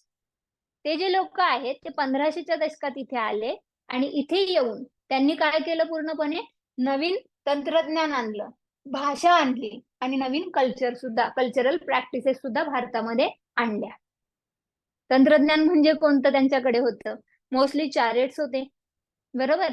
सोबतच त्यांच्याकडे स्वॉर्ड्स आपण बघितल्या, ऍक्सेस बघितल्या आणि खंजर वगैरे जे हत्यारं आहेत छोटी ती बघितली. 2-3च पुरावे आपल्याला सापडले, तेवढेच आपण बघितले, बरोबर. या गोष्टी इथं आणल्या गेल्या त्यांच्याकडून. पुढे आणखी इंडियात आपल्याला ह्या सगळ्या गोष्टी बघायच्या आहेत. ओके, त्यामुळे त्या इन डिटेल नाही मी इथं सांगत. देन याचा इम्पॅक्ट काय होता इंडस व्हॅली सिव्हिलायझेशनवर. ही थेरी सजेस्ट करते की आर्यन लोक, that the Aryan invaders were responsible for decline and eventual disappearance of IVC. म्हणजेच काय तर जी सिंधू संस्कृती आपल्याकडून काय झाली, संपुष्टात आली, संपून गेली, त्याला कारणीभूत कोण होते? आर्यन्स. असं कोणती थेरी सांगते? The original invasion of Aryan theory, बरोबर की नाही. सो अशा पद्धतीने त्यांनी सांगितलं की सिंधू संस्कृती संपण्याचं कारण सुद्धा कोण आहेत? आर्यन्स आहेत. त्यांनी तिथे तंत्रज्ञान आणलं, भाषा आणली आणि काय आणलं? कल्चर आणलं. ओके, त्यानंतर नॉन आर्यन कल्चर जे आपण म्हणतो ना, ज्याला काय म्हणणार मोस्टली द्रविडियन कल्चर. तर हे द्रविडियन कल्चर जे आहे हे इथलं ओरिजिनल असेल आणि हे लोक काय झालेले आहेत? दुरून आलेले आहेत. अदर दॅन इथे शब्द वापरलाय, which was then thought to be a non Aryan Dravidian culture. म्हणजेच कोण? इंडस व्हॅली सिव्हिलायझेशनला त्या काळामध्ये द्रविडियन कल्चर म्हणून ओळखलं जातं. आणि आर्यन्स म्हणजे कोण? जे इंटर केले दुसरीकडचे लोक, आउटसाइडर्स. आणि हे कोण? नॉन आर्यन. म्हणजे काय? हे आर्यन नाहीयेत. हे कोण आहेत? आयव्हीसी पीपल. लक्षात येत आहे? सिंधू संस्कृतीचे लोक कोण? द्रविडियन्स. बाहेरून आलेले लोक कोण? आर्यन्स. आणि जे द्रविडियन्स होते ते आधी होते की नाही आर्यन्सच्या आगमनापूर्वी भारतामध्ये, आणि ते संपून का गेले? कारण आर्यन्स इथे आले. एवढं ही थेरी आपल्याला काय करते? एक्सप्लेन करते. आता इंट्रोडक्शन ऑफ संस्कृत आणि वेदिक कल्चर, हे सगळेच मुद्दे खूप इम्पॉर्टंट आहेत या थेरीतले. ओके, कारण संस्कृत भाषा, आपल्या भाषेचा उगम संस्कृत म्हणूनच ओळखतो की नाही आपण. आणि साऊथचं संगम लिटरेचर, ते सुद्धा एक काय आहे? खूप महत्वाचं लिटरेचर आहे. मग द्रविडियन्सचं काय असेल? संगम. आणि ह्या लोकांनी आणलेलं काय? संस्कृत. हे लिंग्विस्टिक काय होऊ शकतं? कन्फ्लिक्ट सुद्धा सुरू होऊ शकतं. ओके, सो इथे आपल्याला बघायला मिळतं की अकॉर्डिंग टू थेरी म्हणते की आर्यन जे आहेत त्यांनी संस्कृत भाषा इथे काय केली? इंट्रोड्यूस केली. अँड वेदिक कल्चर जे आपल्याकडे बघायला मिळतं, एक्झॅक्टली सिंधू नंतर जे कल्चर बघायला मिळेल ते कोणतं? वेदिक कल्चर. त्याची सुरुवात किंवा ते लोक म्हणजे कोण आहेत? आर्यन्स. ओके, सो हे वेदिक कल्चर जे आणलं इंडियामध्ये आणि संस्कृत भाषा ही आर्यन लोकांनी आणलेली आहे. हे एक महत्वाचा मुद्दा इथे आपल्याला सांगितलेला आहे. त्याचबरोबर ऋग्वेदा जे आहे, one of the oldest non Indo European text, हे सुद्धा एक की पीस ऑफ एव्हिडन्स आहे की आर्यन्सचं मायग्रेशन इथं कसं झालं. कारण का? मगाशी मी तुम्हाला सांगितलं, प्राण्यांची नावं, त्याचबरोबर रिव्हरची नावं, त्याचबरोबर बऱ्याचशा पर्वतांची नावं हे वेदिक टेक्स्ट मध्ये पण बघायला मिळतं की नाही आपल्याला ऋग्वेदामध्ये. आणि सोबतच ऋग्वेदामध्ये जर त्या गोष्टी बघायला मिळतात तर हे पुरावा आहे. मग आर्यन्स लोक इथं आलेत कसे त्याचा, किंवा त्यांनी ते तिकडं पाहिलंय का, ते इथलेच आहेत, याचा काय आहे? पुरावा आहे. आणि हे आपल्याला इथं काय होतं? कळून जातं. सो संस्कृत भाषा आणि वेदिक कल्चर कुणी आणलं? आर्यन्सने. अशी कोणती थेरी म्हणते? पहिली थेरी बघतोय, the original Aryan invasion theory. Okay, यानंतर या थेरीचे बेसिस काय आहेत? कोणत्या बेसवर ही थेरी मांडले? काय अशा गोष्टी पाहिल्या की ही थेरी मांडली? हे मुद्दे आपल्या पुढे मांडले. तर सगळ्यात पहिलं बेसिस आहे लिंग्विस्टिक स्टडी. त्या काळातल्या भाषेचा अभ्यास केला गेला, जे आपल्याला बघायला मिळतं लिंग्विस्टिक अनालिसिस. संस्कृत आणि इंडो युरोपियन लँग्वेज ह्यांच्यामध्ये बऱ्याचशा काय दिसतात? सिमिलॅरिटीज दिसतात. आणि त्या सिमिलॅरिटीजच्या आधारावर असं सांगितलं जातं की यांचं ओरिजिन एकच असावं. आज आपण जी मराठी भाषा बोलतो अशीच होती का? बदलत आली आहे की नाही? इव्हन इंग्लिश जुन्या काळातल्या लोकांची आणि आपली विचार केला तर बरेचसे स्लँग वर्ड्स वगैरे काहीतरीच ऍड झालेले आहेत गोष्टी. हिंदीमध्ये प्युअर हिंदी आणि आपण जर मुंबईचे लोक हिंदी बोलायला लागलो तर आपल्याला तो डिफरन्स लगेच जाणून जाईल. म्हणजे लाज वाटेल ती हिंदी बोलायची पण. तेरेको मेरेको किती भाषा असतात ह्या कशामुळे? कारण का ओरिजिन एक असू शकतं, पण जसजसे किलोमीटर्स किंवा पुढे ट्रॅव्हल केलं बऱ्याचशा भाषा मिक्स होतात, बरेचसे शब्द इकडचे तिकडचे मिक्स होतात आणि एक वेगळीच भाषा तयार होते, बरोबर की नाही? सो त्यांचं ओरिजिन एक असावं, लिंग्विस्टिक स्टडी केला गेला, त्याच्यावरून हा एक बेसिस पॉइंट कन्सिडर केला गेला.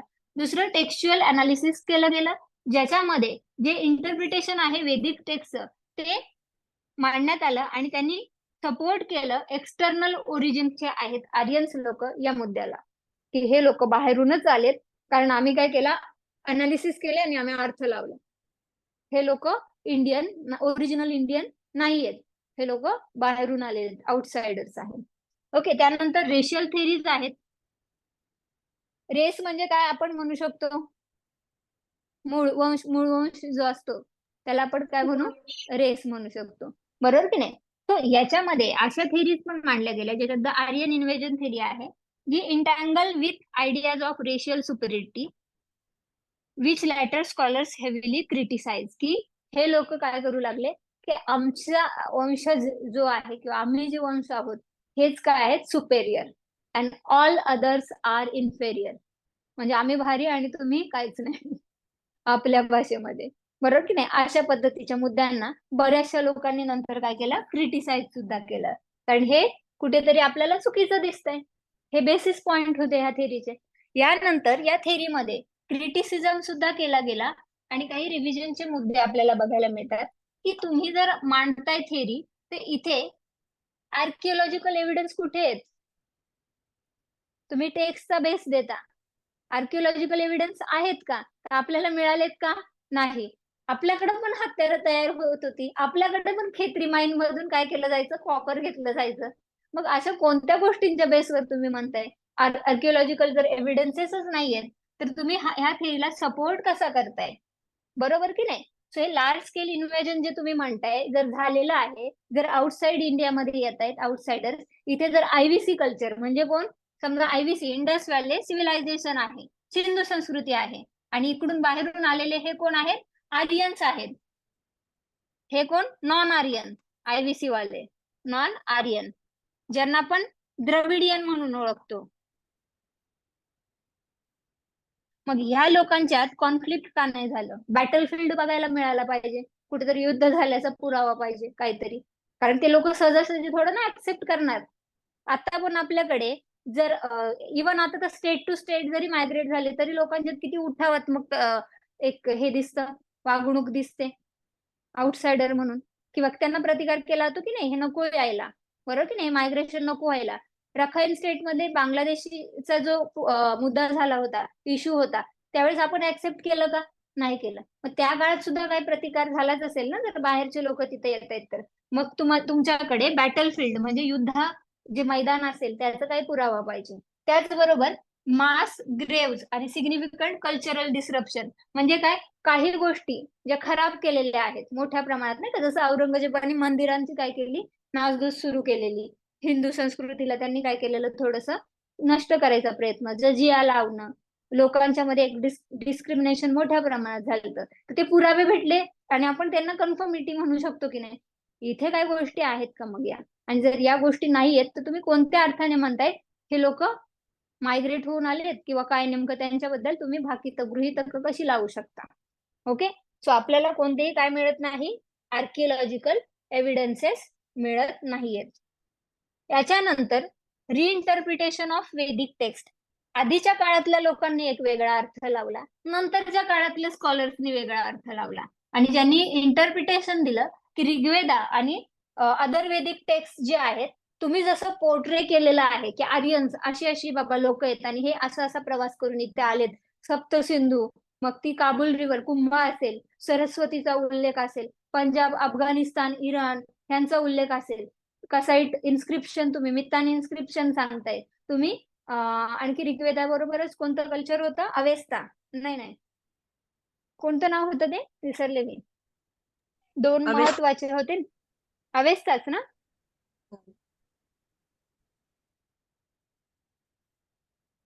एक मिनिट, हा मॅम अवस्था बरोबर, अवेस्ता. तो असे जे लोक तुम्ही कल्चर सांगताय, हे लोक कशा पद्धतीने इथं मग आलेत, तुम्ही त्याच्या मागे काही तुमची थेरी जर सांगते तर त्याच्यासाठी तुमच्याकडे काही पुरावे आहेत का, कारण रिइंटरप्रिट केलं जाऊ शकतं ना एखादी गोष्ट, जसं सुप्रीम कोर्ट आहे, एखाद्या केसचा निकाल वेगळा दिलाय पण काळाने जर कायदे बरेचसे बदलाव झालेला असतो, आता जर सेमच राहतील का, इव्हन तुम्ही ते केशवनंदा भारतीच किती मोल्ड होताना बघितलं असेल, बरोबर की नाही? त्या घटना दुरुस्ती 78ची घटना दुरुस्ती असेल, मिनी कॉन्स्टिट्यूशन असेल, चेंजेस तुम्हाला दिसतात की नाही? मग ऋग्वेदाचा सुद्धा अर्थ वेगवेगळा लावला जाऊ शकतो ना. जसं टू कल्टिवेटचा अर्थ सांगू शकतो का आपण हाच आहे, कारण ते तर ऍग्रिकल्चरिस्ट नव्हते. आणि आर्याचा अर्थ टू कल्टिवेट आहे. काही म्हणतात तो लँग्वेजशी रिलेटेड आहे, कारण त्या काळात टेक्स्ट तसे सापडलेले आहेत. काही म्हणतात तिथं शेतीशी संबंधित आहे. काही म्हणतात लोकांचं इथं आगमन आहे. वेगवेगळं. सो तुम्ही इथं डिफाईन नाही करू शकत, आणि असे काही पुरावेही तुम्हाला काय मिळालेले नाही. डेफिनेट असं तुम्ही सांगू शकत नाहीत. स्कॉलर्सने वेगळ्या पद्धतीने पण रिप्रेझेंट केलं गेलं किंवा इंटरप्रिट केलं गेले, वेगळं पोर्ट्रेल मांडलंय, आणि त्याच्यानुसार इथे सुद्धा काय तयार होतंय? Question mark. इथे सुद्धा आर्किओलॉजिकल इव्हेंट नाहीये, सॉरी एव्हिडेंट नाहीयेत, क्वेश्चन मार्क. इथे सुद्धा क्वेश्चन मार्क केला की का का म्हटलं जायचं. ओके. त्याच्यानंतर जेनेटिक रिसर्च याच्यावर सुद्धा न्यूज येतात हा बरेचसे. 2019 मध्ये पण खूप सारे आर्टिकल्स आले होते. त्याच्यानंतर डिसेंबर 23 मध्ये आर्टिकल्स आलेले, आणि त्यानंतर मार्च मध्ये पण मी काही आर्टिकल्स बघितलेले आहेत. ओके. ज्यांच्यानुसार समजा आता रिसेंट जेनेटिक स्टडीज जर केला तर तो एक कॉम्प्लिकेटेड दिसतो, कारण का त्यांच्यामध्ये कोणतंही सिम्पल इन्व्हेजनचं असं नॅरेटिव्ह मिळत नाही, आणि एक कॉम्प्लेक्स पॅटर्न मिळतोय, कारण मायग्रेशन आणि मिक्सचर होतं. मग ज्या पण प्रजाती आहेत त्या काळानुसार बदलतायत. वेगळ्या गोष्टींशी त्यांचा संबंध आला, वातावरणीय बदलांशी. जसं फ्लोरा फोना बदलतोय, तर माणसं तर एक ठिकाणाहून दुसऱ्या ठिकाणी मायग्रेट होऊन आलेत. आणि या प्रवासात असं नाही जरुरी की तिकडच्याच लोकांमध्ये मॅरेज किंवा एकत्र कपल लोक राहत असतील. ते वेगवेगळ्या रिजनच्या लोकांबरोबर पण एकत्र राहत असेल, त्यांची संतती पुढे तयार होत असेल, आणि त्यांना कॅरी फॉरवर्ड करत असतील. तर जेनेटिक तुम्हाला सिम्प्लिसिटी ते दिसेल का? चेंजेसच बघायला मिळेल ना. आपल्या पूर्वजांपासून आपले जे जीन्स आता जर बघायला गेलं तर खूप सारे व्हॅरी होतील, बरोबर की नाही? सारखेच मिळतील का? बरेचसे. कुठे रिलेशन, कुठे नवीन लग्न झाली, कोणत्या रिजन मध्ये, त्याच्यानुसार जेनेटिक व्हेरिएशन बघायला मिळेल आपल्याला. सो त्या काळात सुद्धा इथे काय दिसतं की कुठेतरी मिक्सचर दिसतं. आणि सेकंड थिंग, एक कॉम्प्लेक्स पॅटर्न दिसतोय जो मायग्रेशनचा आपण म्हणलो, कारण ते जर मायग्रेट झाले ईस्ट ऑफ आल्प्स पासून, तर कुठे? इराण. तर त्या मायग्रेशन दरम्यान त्यांची प्रजाती तशीच राहील का पुढची पिढी? नाही. इराण पासून अफगाणिस्तान, इकडचे लोक डिफरंट आहेत, त्यांचं रहन सहन डिफरंट आहे, बरोबर? तिथलं कल्चर डिफरंट आहे, लँग्वेज डिफरंट आहे, म्हणून इथं भाषा आल्या ना वेगवेगळ्या. ओके. इराण पासून पुन्हा अफगाणिस्तान आणि इंडिया. सो ही कल्चरल आणि लिंग्विस्टिक डायव्हर्सिटी पण बघायला मिळेल. त्याचबरोबर जेनेटिकली पण ते काय होतील? तसे ओरिजिनल राहणार नाही. त्यांच्यामध्ये काय झालेले असतील? बदल. त्यामुळे जेनेटिक्सच्या बेसिसवर तुम्ही ही थेरी मांडू शकत नाही. हा एक मुद्दा. म्हणजे इथेही काय केला त्यांनी, स्कॉलर्स लोकांनी? Question mark. की ही थेरी कशी चुकीची आहे, क्रिटिसाइज केलं गेलं. ओके. यानंतर changing views on race and ethnicity. Modern understanding म्हणते की race and ethnicity as a social constructs rather than biological facts has also undermined some of the racial assumption underlying the original AIT. Okay. नवीन जे scholars आहेत त्यांचं म्हणणं आहे की race आणि इथनिसिटी आहे हे सोशल कन्स्ट्रक्ट्स आहेत. ओके. म्हणजे हे काय आहे? सोसायटीचे महत्वाचे मुद्दे आहेत, बेसिक आहेत या गोष्टी, कारण याच्यावरच आधारित आपला काय होतो? समाज तयार होतो, बरोबर? तर यांच्यामध्ये तुम्हाला बायोलॉजिकल फॅक्ट आणून जमणार नाही. तुम्ही याच्यामध्ये बायोलॉजिकल फॅक्टला मिक्स करू शकत नाही, कारण का? हा एक वेगळा मुद्दा आहे. आणि त्यामुळे रेशियल अझम्पशन जे सांगितलेले आहेत याच्यामध्ये त्यांचं महत्व कमी होतंय. की जे रेस म्हणलं ना आपण, नॉन आर्यन अँड द्रविडियन, हे रेशियल अझम्पशन इथेच काय होतं? तुम्ही ह्या गोष्टी एक्सप्लेनच करू शकत नाही, मांडू शकत नाही, कारण रेशियल अझम्पशन किंवा हे पिढ्यानपिढ्या याच्यामध्ये बराचसा चेंज होतो. आणि मग तुम्ही त्या रेसला नाव काय द्याल जी नवीन असेल, मिक्सचर मधून तयार झालेली असेल, किंवा नवीन जनरेशन असेल. सो हे काय होतं? यांचं महत्व सुद्धा आपल्याला कमी होताना दिसतं.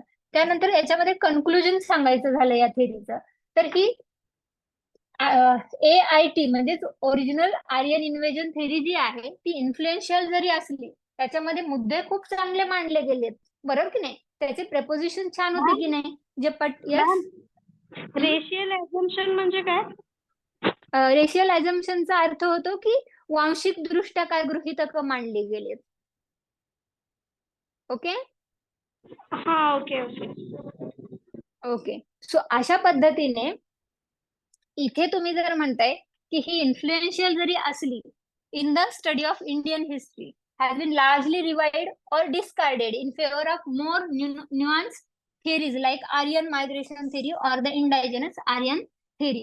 ही महत्वाची जरी असली आणि भारताच्या इतिहासावर प्रभाव जरी पाडणारी असली तरी कुठेतरी हिचं महत्व सुद्धा काय आहे, कमीच आहे, कारण तिच्यावर झालेलं क्रिटिसिझम, वैदिक टेक्स्टचा लावलेला नव्याने अर्थ, लिंग्विस्टिक कोणते आर्किओलॉजिकल पुरावे आपल्याला मिळाले नाही, आणि त्याचबरोबर मग तुम्ही कशाने म्हणू शकता की हीच थेरी राईट आहे जर एवढं क्रिटिसाइज केलं गेलं तर. एखाद्या थेरीला क्रिटिसाइज केल्यानंतर जर काही आन्सर्स आपण सॅटिस्फॅक्टरी देऊ शकत असू तर तीच थेरी काय कन्सिडर केली जाईल, एक म्हणतो ना ऍब्सोल्यूट कन्सिडर केली जाईल.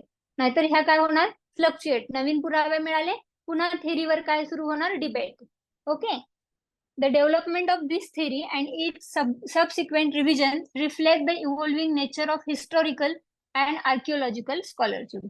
म्हणजे काय तर ह्या थेरी मधल्या ज्या झालेल्या सुधारणा आहेत आणि नवीन झालेले रिव्हिजन्स आहेत ते असं दाखवून देत आहेत की आपल्याकडे कुठेतरी आर्किओलॉजिकल आणि हिस्टॉरिकल ज्या गोष्टींचं ज्ञान आहे ते जास्त मिळालं आहे, जास्त काही माहितीचा शोध लागलेला आहे आणि कुठेतरी हे अपग्रेड झालेले आहे. त्यामुळे ही थेरी होऊन जाते आउटडेटेड. ओके. सो पुढे असं म्हटलेलं आहे, the current consensus among scholars leads towards more complex scenarios of cultural and linguistic diffusion involving migration, interactions and assimilation rather than a single invasion event. याचा अर्थ की जे आपण म्हणतो ना की एकदा सिंगल आर्यन्स आले इथे बसले, हे काय झालं, सिंगल एक्सप्लेनेशन, कोणतंच काही मिक्सचर नाही याच्यामध्ये, काहीच नाही, ओरिजिनली आले नाही इथे थांबले म्हणून original Aryan theory, Aryan invasion theory. पण ह्याच्यामध्ये कुठेही तुम्हाला मायग्रेशनचं इन्व्हॉल्वमेंट बघायला मिळत नाही, लिंग्विस्टिक डिफ्युजन आणि सोबतच काय कल्चरल डिफ्युजन बघायला मिळतं, इंटरॅक्शन जे आहेत ते आणि असिमिलेशन या गोष्टी सुद्धा तुम्ही इथं काय केल्या पाहिजे, विचार केला पाहिजे. म्हणजे तुमचं कल्चर तुम्हाला व्हॅरी करताना दिसलंय कारण का टेक्नॉलॉजी आली, हॉर्सचा वापर आला इथे, बरोबर की नाही. प्राण्यांची सिमिलॅरिटी आहे पण आपण सिंधू संस्कृतीत हॉर्सचा यूज नव्हता पाहिला, बरोबर की नाही, हा आता बघितला. ह्या काही गोष्टी आहेत ज्या आपल्याला दिसतात पण बऱ्याचशा काय आहेत त्याच्यामध्ये डिफरन्स सुद्धा बघायला मिळतात. ही होती आपली यस. सिंधू संस्कृतीमध्ये वापर पण नाही दिसला, मग आपण म्हणजे हे सेंटेन्स म्हणू शकतो ना की ते घोडा वापरत होते की नाही याबद्दल शंका, शंका डेफिनेट आहे. कोणतीच माहिती नाहीये. पर्टिक्युलरली हे बघा, कधी जर असं क्वेश्चन आले ना, मी तुम्हाला क्वेश्चन देणारच आहे रायटिंग साठी, कधी जर असे क्वेश्चन आले ना ज्याची डेफिनेट इन्फॉर्मेशनच मिळाली नाहीये, जर ते तेवढं व्हॅलिड आणि इम्पॉर्टंट असेल डिटेल्स मध्ये लिहिणं तरच मेन्शन करा, उगीच एक्स्ट्रा म्हणून मेन्शनच करू नका. ज्या डिबेटच्या गोष्टी आहेत ना त्यांच्यासाठी तुम्हाला माहित पाहिजे डिबेट का झाले, त्याचे पुरावा कोणता आहे ज्याच्यावरून डिबेट झाले, किंवा काही अशा गोष्टी आहेत का रिसर्च पेपर, तरच त्या मेन्शन करा. नाहीतर पूर्ण बाकीची जेवढी तुम्हाला ऍब्सोल्यूट इन्फॉर्मेशन माहित असते ना, जे तुमच्या एनसीईआरटी मध्ये आहेत, एखाद्या रेफरन्स मध्ये आहेत, जी नॉर्मली सगळीकडे इक्वलीच कन्सिडर केली गेली किंवा सारखीच मांडण्यात आली आहे सगळ्या पुस्तकांमध्ये, तेवढीच इन्फॉर्मेशन मांडा. डिबेट बद्दलची इन्फॉर्मेशन असेल तरच मांडा. आर्टिकल स्पेशली लेटेस्ट कोणते आर्किओलॉजिकल एव्हिडन्सेस मिळालेले आहेत का, उत्खनन झालेलं आहे का, त्याच्या बेसवर. ओके, क्लिअर आहे आरती? Yes ma'am. ओके. यानंतर आपल्याला दुसरी थेरी आहे the Aryan migration theory. Okay, कोणती आहे ही दुसरी थेरी, आर्यन मायग्रेशन थेरी. आता आर्यन मायग्रेशन थेरी जी आहे याच्यामध्ये काय म्हटलंय की आता आपण बघितलं की कोणती बघितली, ओरिजिनल आर्यन इन्व्हेजन थेरी. तर ही एक प्रकारे रिव्हिजन आहे ओरिजिनल आर्यन इन्व्हेजन थेरीचं. ओके, जी ऑफर करते डिफरंट पर्स्पेक्टिव्ह ज्यांच्या बेसवर आपल्याला कळतं how Indo European people refer to as Aryans आणि ते कशा पद्धतीने भारतात आले. सेम थेरी रिवाईज केली गेली आणि याच्यातही त्याच गोष्टी सांगितल्या की कसे इंडो युरोपियन स्पीकर जे लोक आहेत ज्यांना आपण आर्यन्स म्हणून का ओळखतोय आणि ते इथं कसे भारतामध्ये आले. सेम गोष्ट तिथे पण तीच होती की नाही, त्यांचं ओरिजिनच फाइंड आउट करायचं होतं कुठून आलेले. यानंतर एएमटी जी आहे आर्यन मायग्रेशन थेरी, जी इमर्ज झाली एका क्वेश्चन मधून. ओके, की आर्यन इन्व्हेजन थेअरी आपण बघितलं ना, की कुठेतरी आपल्याला काय दिसलं, क्रिटिसिझम खूप मोठ्या प्रमाणात केलेलं बघायला मिळालं. कशाला? ओरिजिनल आर्यन इन्व्हेजन थेअरीला. आणि त्यामुळे हे एक प्रकारचं आर्किओलॉजिकल कोणतेही एव्हिडन्स नव्हते, ते कन्क्लूड केलेले नव्हते. म्हणजे एक प्रकारे लॅक ऑफ कन्क्लुझिव्हनेस. लॅक ऑफ कन्क्लुझिव्हनेस म्हणजे काय? तर काही गोष्टींची कमतरता. कोणत्या गोष्टींची कमतरता होती? उत्खननात सापडलेले पुरावे नव्हते. बरोबर, ही मोठी कमतरता होती. त्याचबरोबर जेनेटिक एव्हिडन्स जे लार्ज स्केल इन्व्हेजनला सपोर्ट करतायत, या गोष्टी सुद्धा आहेत. म्हणजे एकीकडे पुरावे नाहीयेत, पण दुसरीकडे जेनेटिक एव्हिडन्स ज्यांच्या बेसवर आपण मांडू शकतो का? कारण का त्यामुळे जेनेटिक एव्हिडन्समुळेच कॅरेक्टरिस्टिक डिफरंट होते ना. द्रविडियन्स आर डिफरंट दॅन आर्यन्स. तर कुठेतरी या मुद्द्यांचं इथे रिव्हिजन केली गेली आणि याच्यातूनच ही इमर्ज झाली या दोन गोष्टींतून. तर याचे काय गृहीतक होते ते बघूयात आपण. कोर प्रपोजिशन पहिलं आहे ग्रॅज्युअल मायग्रेशन. ओके, जसं इन्व्हेजन थेअरी पहिली जी होती त्याच्यामध्ये सांगितलं की आर्यन्स आले आणि ते वसून गेले, सामावले सप्तसिंधूच्या एरियामध्ये, जसं आपण एक प्रकारे म्हणू शकतो. आता याच्यामध्ये काय मांडलं गेलं की अनलाईक द इन्व्हेजन मॉडेल, म्हणजे त्या थेअरीच्या पेक्षा वेगळं AMT ने सांगितलं की movement of Indo European speakers जी झाली इंडियन सबकॉन्टिनेंट मध्ये, ती काय होती? ग्रॅज्युअल होती. हा VIMP वर्ड आहे. ग्रॅज्युअलचा अर्थ काय? की हळूहळू झालेली, एकदाच आले नाही आणि इथे म्हणजे टेम्पो भरून आले आणि थांबले, तसा काही प्रकार नाही. काही लोक आले, थांबले, हळूहळू लोक येऊ लागले. हळूहळू येणं म्हणजे लाटा, एक प्रकारे काय होऊ लागलं, लाटेच्या स्वरूपात येऊ लागले. ओके, आणि हे सेव्हरल सेंचुरीज पर्यंत चाललं मायग्रेशन. असं नाही की एकाच या इयर मध्ये 1500 मध्ये आले म्हणजे 1500लाच आले, असं नाहीये. मग आपल्याला त्या थेअरीचे मुद्दे आठवतात, सुरुवातीचे मुद्दे, की अरे आपल्याला कोणत्या याच्यामध्ये कसाईट आणि मितानी मध्ये दिसलं. कसाईट आणि मितानी कधीच होतं? 1600 आणि 1400. त्या काळात काय सांगितलेलं की आर्यन्स लोक काय झालेत? मायग्रेट. त्यांची एक ब्रांच निघाली कुठे? वेस्टवर्ड. मग आपण त्यांचा परत संदर्भ घेऊन अवेस्तामध्ये सांगितलेल्या गोष्टींचा संदर्भ घेऊ. बरोबर, कुठेतरी एक काय करतं, पुन्हा रिव्हिजन झाली की नाही थेअरीची? ही काय आहे? एक प्रकारचे रिव्हिजन. दुसरं आहे स्मॉलर ग्रुप. हे जे आले ते लार्ज ग्रुप मध्ये नाही आले. ओके, युनिफाईड फोर्स मध्ये नाही, तर याच्यामध्ये smaller group of people migrate झाले आणि जे कुठे? भारतामध्ये मायग्रेट झाले. आणि याच्यामुळे जो रिजन आहे व्हेरियस रूट्सच्या स्वरूपात त्यांनी एंट्री केली आणि वेगवेगळ्या ठिकाणी यांचं वास्तव्य बघायला मिळालं. म्हणजे जसं अफगाणिस्तानमध्ये बघायला मिळालं, सरस्वती आणि आपल्या सप्तसिंधूच्या एरियात वेगवेगळा रिजन आहे की नाही? UP, Punjab, Afghanistan, Iran. तर ह्या अशा पद्धतीने काय झाले? हे तुकड्यांच्या स्वरूपात, ग्रुप्सच्या स्वरूपात, हे स्मॉल ग्रुपच्या स्वरूपात आलेले आहेत. ओके, पुढे आहे linguistic and cultural influence. The migrants are believed to have brought with them the early forms of Sanskrit, the language in which ancient Indian scriptures, Vedas were composed. आपल्याकडे जे वेदा फॉर्म झालेले आहेत, मग ऋग्वेदा असेल, अथर्ववेदा, यजुर्वेदा, हे वेदा जे आहेत ते जे फॉर्म झालेले आहेत ते पण संस्कृत भाषेमध्ये आपल्याला एक प्रकारे दिसतात. आणि याचा अर्ली फॉर्म जो आहे तो यांनी स्वतःसोबत आणला, असं हे लिंग्विस्टिक अँड कल्चरल इन्फ्लुएन्स आपल्याला याच्यामध्ये, या थेअरीमध्ये बघायला मिळतो.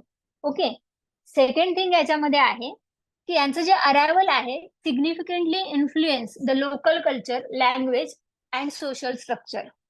हे इथं आल्यामुळे इथलं लोकल कल्चर जे आहे ते बदललं. ओके, इथलं सोशल स्ट्रक्चर आहे ते बदललं. इथली भाषेवर त्यांचा प्रभाव झाला. ही कोणती थेअरी सांगते? Migration theory. त्यांच्या कल्चरचा प्रभाव इथं झाला. ओके, यानंतर interaction with indigenous population. AMT suggest करते की मायग्रंट्स जे आहेत ते इंटरॅक्ट झाले एक्झिस्टिंग पॉप्युलेशन बरोबर. म्हणजे इथे एक्झिस्टिंग कोण होते? सिंधूवाले, द्रविडियन्स, IVC कल्चरचे लोक द्रविडियन्स होते. त्यांच्या बरोबर ह्यांचं इंटरॅक्शन झालं कुठे? इंडियन सबकॉन्टिनेंट मध्ये. ओके, आणि हे इंटरॅक्शनमुळे कुठेतरी कल्चरल असिमिलेशन आपल्याला बघायला मिळालं. And less about violent conquest.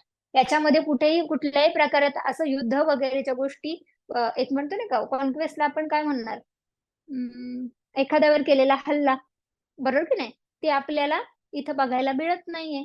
इथं काय झालेले आहेत?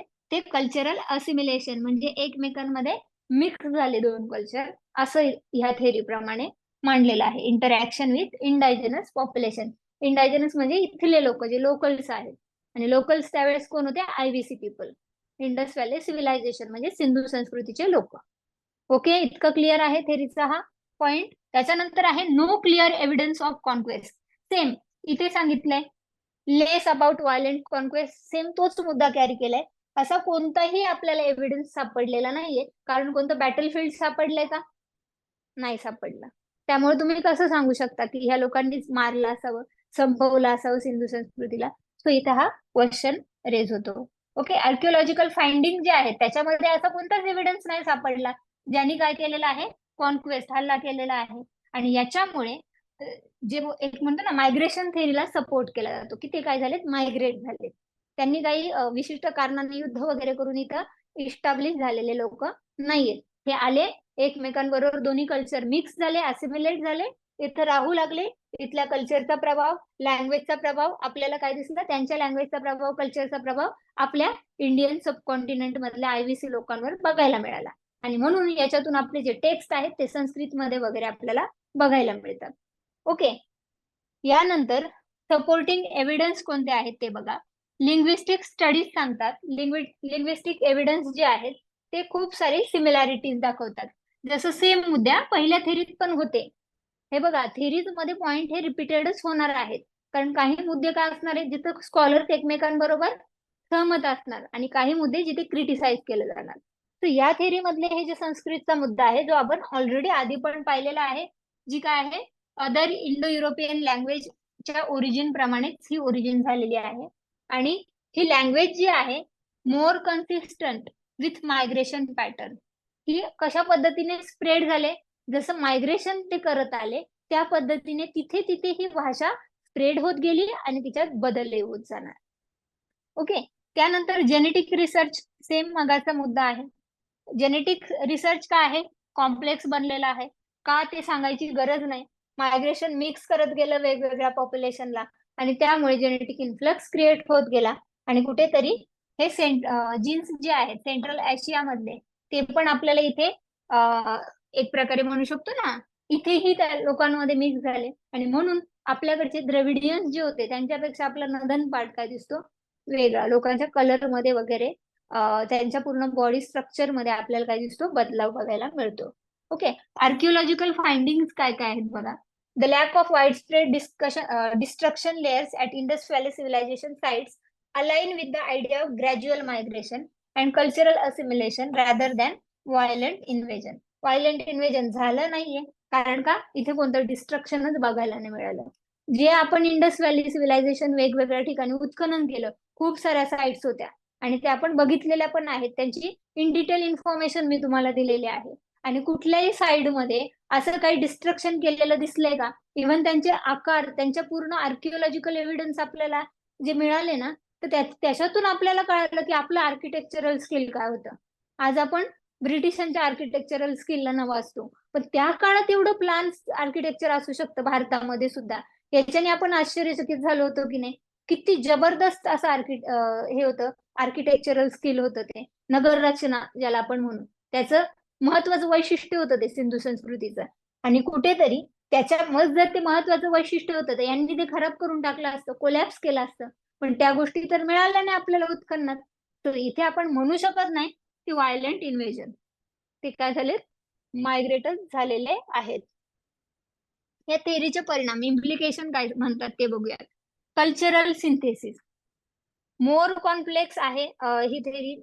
एक प्रकारे काय म्हणतो ना, थोडंसं भारताच्या इतिहासावर पण प्रभाव टाकते. त्याचबरोबर इथे आपल्याला इंटरॅक्शन आणि ब्लेंडिंग दिसतं दोन कल्चरचं, rather than the dominance of one over another. याचा अर्थ हे दोन्ही एकत्रितरित्या इथे राहिलेले आहेत. कोणी कुणाला डॉमिनेट केलेलं नाही, कुणी कुणाला व्हायलेंटली संपवलेलं नाहीये, असं ही थेरी सांगते. अशी ही थेरी आपल्याला माहिती देते. आणि रिइंटरप्रिटेशन ऑफ वेदिक टेक्स्ट, जी वेदिक टेक्स्ट आपल्याला सापडलेले होते त्यांना काय केलं गेलेलं आहे? रिइंटरप्रिट इथे केलेलं आपल्याला बघायला मिळतं, ज्याच्यातून आपल्याला काय होते? मायग्रेशनची इन्फॉर्मेशन मिळते. आणि इन्व्हेजन जे आहे त्याचे डिफरंट इंटरप्रिटेशन जे आहेत एन्शियंट स्क्रिप्चर्स मध्ये ते सुद्धा आपल्याला बघायला मिळतात. ओके, तर इथे अंडरस्टँडिंग ऑफ सोशल स्ट्रक्चर हा पुढचा मुद्दा आहे. ही थेरी जी आहे की वेगवेगळे सोशल आणि कास्ट स्ट्रक्चर जे आहे ना भारतामधलं, त्यांच्यामध्ये कुठेतरी आपल्याला काय क्रिएट करताना दिसते, अंडरस्टँडिंग डेव्हलपमेंट करताना दिसते. ओके, याच्यामध्ये सजेस्ट केलं गेलंय, they suggest they may have evolve through a long process of cultural integration and adaptation. याचा अर्थ ही थेरी सांगते की खूप मोठी प्रोसेस होती. कल्चरल इंटिग्रेशन 1 मिनिटात, एका दिवसात, एका वर्षात नाही होणार. ही काय होती, खरंच ग्रॅज्युअल प्रोसेस होती. हे एकदम आले नाहीयेत, हे स्लोली आलेत. हा मुद्दा याच्यातून आपल्याला काय होतं, अंडरस्टँड होतो. कशामधून, सोशल स्ट्रक्चर मधून. आणि हे लोक आले, इंटिग्रेट झाले, लोकांनी इथंच अडॅप्ट केलं आणि इथेच राहिले. अडॅप्ट करणं म्हणजे काय, आजूबाजूच्या वातावरणाशी सामावून घेणं. तर हे लोकांनी इथं अडॅप्ट केलं, अनुकूलन साधलं, इथेच थांबले. अशी ही थेरी आपल्याला सोशल स्ट्रक्चरची इन्फॉर्मेशन देते. आता याचं कन्क्लुजन काय आहे, द आर्यन मायग्रेशन थेरी जी आहे एक प्रकारचं फ्रेमवर्क प्रोव्हाइड करते अर्ली हिस्ट्रीमध्ये, जे किंवा आपल्या भारताच्या इंडियन सबकॉन्टिनेंटच्या हिस्ट्रीमध्ये. आणि एक ही डायनॅमिक प्रोसेस आहे जिच्यामध्ये मायग्रेशन इन्व्हॉल्व आहे, जिच्यामध्ये कल्चरल एक्सचेंज इन्व्हॉल्व आहे, जिच्यामध्ये ग्रॅज्युअल डेव्हलपमेंट झालेली आहे रिजनची, डायव्हर्स लिंग्विस्टिक म्हणजे भाषेची विविधता तयार झाली, आणि कुठेतरी कल्चरची सुद्धा. म्हणजे याच्यात गोष्टी काय काय झाल्या, खूप डायनॅमिक प्रोसेस आहे. लोक इथं आले, कुठून आले, ईस्ट ऑफ आल्प्स, इराण मधल्या अवेस्तामध्ये बघायला मिळालं. मितानीन कसाईट इन्स्क्रिप्शन्स वर माहिती मिळाली. भाषा घेऊन आले, संस्कृत. इथं आले, इथल्या लोकांबरोबर द्रविडियन्स बरोबर सामावले. त्या काळात कोणतेही लिखित पुरावे भेटलेत का आपल्याला, नाही. आपल्याकडे लेखनाची शैली प्रचलित नव्हती. तो ह्यांनी काय केलं, टेक्स्ट आणले. कोणते, संस्कृत टेक्स्ट. म्हणून आपल्याकडे मे बी काय असेल, वैदिक कल्चर लिखित स्वरूपात मिळालं. ही पण इथं आपण पॉइंट मांडू शकतो, बरोबर की नाही. मग ही एक डायनॅमिक म्हणजे काय, बदलणारी आणि कॉम्प्लेक्स अशी प्रोसेस होती. मग पहिलं काय झालं, इथे मायग्रेशन झालं. मग मायग्रेशन झाल्यानंतर कल्चर एकमेकांबरोबर शेअर केलं, असिमिलेशन झालं. 2 वेगवेगळ्या कल्चर एकत्र आले. ते 2 कोणते, द्रविडियन, दॅट मीन्स सिंधू आले, IVC. आणि दुसरे कोण, आर्यन्स. एकत्र आले. ग्रॅज्युअली त्यांनी काय केलं, रिजन डेव्हलप व्हायला सुरुवात झाली. रिजन मध्ये डेव्हलपमेंट काय, लँग्वेजची. रिजन मध्ये डेव्हलपमेंट काय, कल्चरची. ही इथे सुरुवात झाली. आणि अशा पद्धतीने हे कन्क्लुजन आपण मांडू शकतो. It moves away from simplistic narrative of conquest and invasion, offering a more intricate picture of historical development. इथे काही कोणतं कॉन्क्वेस्ट वगैरे बघायला मिळालं नाहीये. ही एक हिस्टॉरिकल डेव्हलपमेंट होती असं म्हणणं आहे. ऑब्व्हियस, जसजसं काळ पुढे जाणार, हिस्ट्रीमध्ये बऱ्याचशा अशा गोष्टींशी संबंध येणार, बरेचसे आउटसाइडर इथे येऊन इथेच वसून जाणार. तर हे काय आहे, हिस्टॉरिकल डेव्हलपमेंट आहे. यांना आपण कॉन्क्वेस्ट किंवा इन्व्हेजन म्हणू शकणार नाही आहोत. हा काय हल्ला करून राहिलेले हे लोक नाही आहेत. ही ग्रॅज्युअल प्रोसेस होती, बरोबर की नाही. सो क्लिअर आहे इतकं. तर ही थेरी आपल्याला कुठेतरी रिलेटेबल वाटते आणि प्रॉपर कन्क्लूड केलेली सुद्धा वाटते. ओके, यानंतर आहे तिसरी theory, the indigenous Aryan theory. ही थेरी थोडीशी डिफरंट आहे. ओके, आता ह्या थेरीमध्ये बघा काय सांगितलंय, the indigenous Aryan theory is a perspective in the study of ancient Indian history that challenged the conventional narratives about origin of Aryans and development of Vedic culture. According to this theory, the Aryan were not foreign invaders. हे इथं काय आहे, difference आहे. Conventional नॅरेटिव्हचा अर्थ काय होतो, की जे लोक इथं आलेत, आतापर्यंत 2 थेरी काय म्हणत होत्या, मायग्रेट होऊन आल्प्स पासून आले, सेंट्रल एशिया मधून आले, स्टेपीज मधून आले, असे नॅरेटिव्ह होते की नाही. मग इराणमध्ये राहिले म्हणून इंडो युरोपियन इराणियन लँग्वेज म्हणून पण ओळखलं गेलं त्यांच्या भाषेला. त्याच्यानंतर इंडो आर्यनियन लँग्वेज म्हणून पण ओळखलं गेलं. म्हणजे मिक्सचर होऊन आलेत, मायग्रेट होऊन आलेत. आणि ही थेरी म्हणते, इंडायजेनस आर्यन थेरी म्हणते की हे कोणी फॉरेन इन्व्हेडर्स किंवा मायग्रंट्स नाही आहेत, तुम्ही चुकीचं म्हणताय. हे काय आहेत, इथलेच लोकल लोक आहेत. ही थेरी म्हणते हे कुणी मायग्रेटर्स नाही आहेत किंवा हे कुणी आउटसाइडर नाही आहेत, फॉरेनर्स नाही आहेत, हे इथलेच लोक आहेत, अशी म्हणते इंडायजेनस आर्यन थेरी. ओके, याचे कोर प्रपोजिशन बघा मग काय आहेत. ओरिजिन काय आहे या थेरीचं, The theory posits that Aryan originated within the Indian subcontinent and the development of Vedic culture was an indigenous process. Aryan लोक इथलेच मूळचे आहेत, इथलंच त्यांचं ओरिजिन आहे आणि त्यांनी वेदिक कल्चर डेव्हलप केलंय. आता हे कशामुळे असेल? कुठेतरी पॅट्रियोटिझम, नॅशनलिझम. कारण जर आपण म्हणतो एवढं मोठं वेदिक टेक्स्ट जे सिंधू संस्कृतीत लिखित पुरावे नाहीयेत, ते फर्स्ट सिव्हिलायझेशन होतं पण लिखित पुरावे नाहीयेत एक्सप्लेन करायला, तिथं आपल्याला आर्किओलॉजिकल एव्हिडन्स म्हणजे उत्खननात बऱ्याचशा गोष्टी सापडल्या आणि ज्या की काय आहेत, जगाच्या दृष्टिकोनात आजही आपल्या कुठेतरी मान उंचावणारी आहे. आणि त्याच्यानंतर आपलं वेदिक काळ आणि वेदिक कल्चरच जर आपलंच नाही असा अर्थ होईल ना हे मायग्रेटर्स म्हटले तर. असंच होईल की नाही अर्थ? जर हे मायग्रेटर्स आहेत तर वेदिक काळ तुमचा कसला? हे तर भाषा आणली संस्कृत कुणी? आर्यन्सने, जे आलेत कुठून? आल्प्स मधून, ईस्टर्न आल्प्स मधून. मग तुमचं कल्चर कसं काय, हे इंडियन कल्चर कसं? आणि म्हणून नॅशनलिस्ट काय म्हणणार की हे फॉरेनर नाहीयेत, हे कोण मायग्रेटर्स नाहीयेत, हे इथलेच लोक आहेत. आणि बाकीचे लोक जे वेस्टर्न फिलॉसॉफर्स आहेत, मॅक्स मुलर वगैरे बऱ्याचशा लोकांनी थेरी मांडले, ते काय कोणत्या थेरीला सपोर्ट करणार?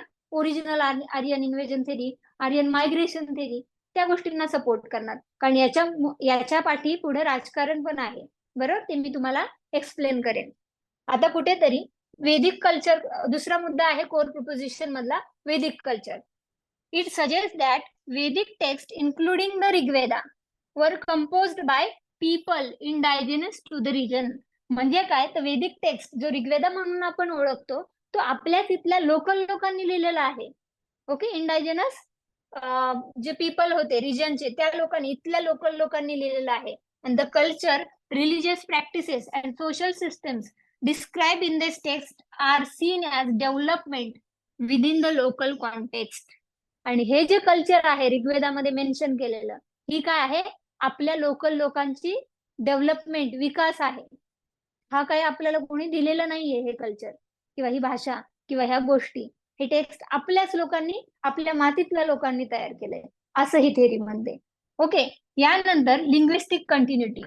प्रपोनंट्स argue for linguistic continuity in the region. म्हणजे काय, तर भाषा जी आहे ती संस्कृत जी आपण बघितली, and its precursor develop locally over time rather than being introduced by external group.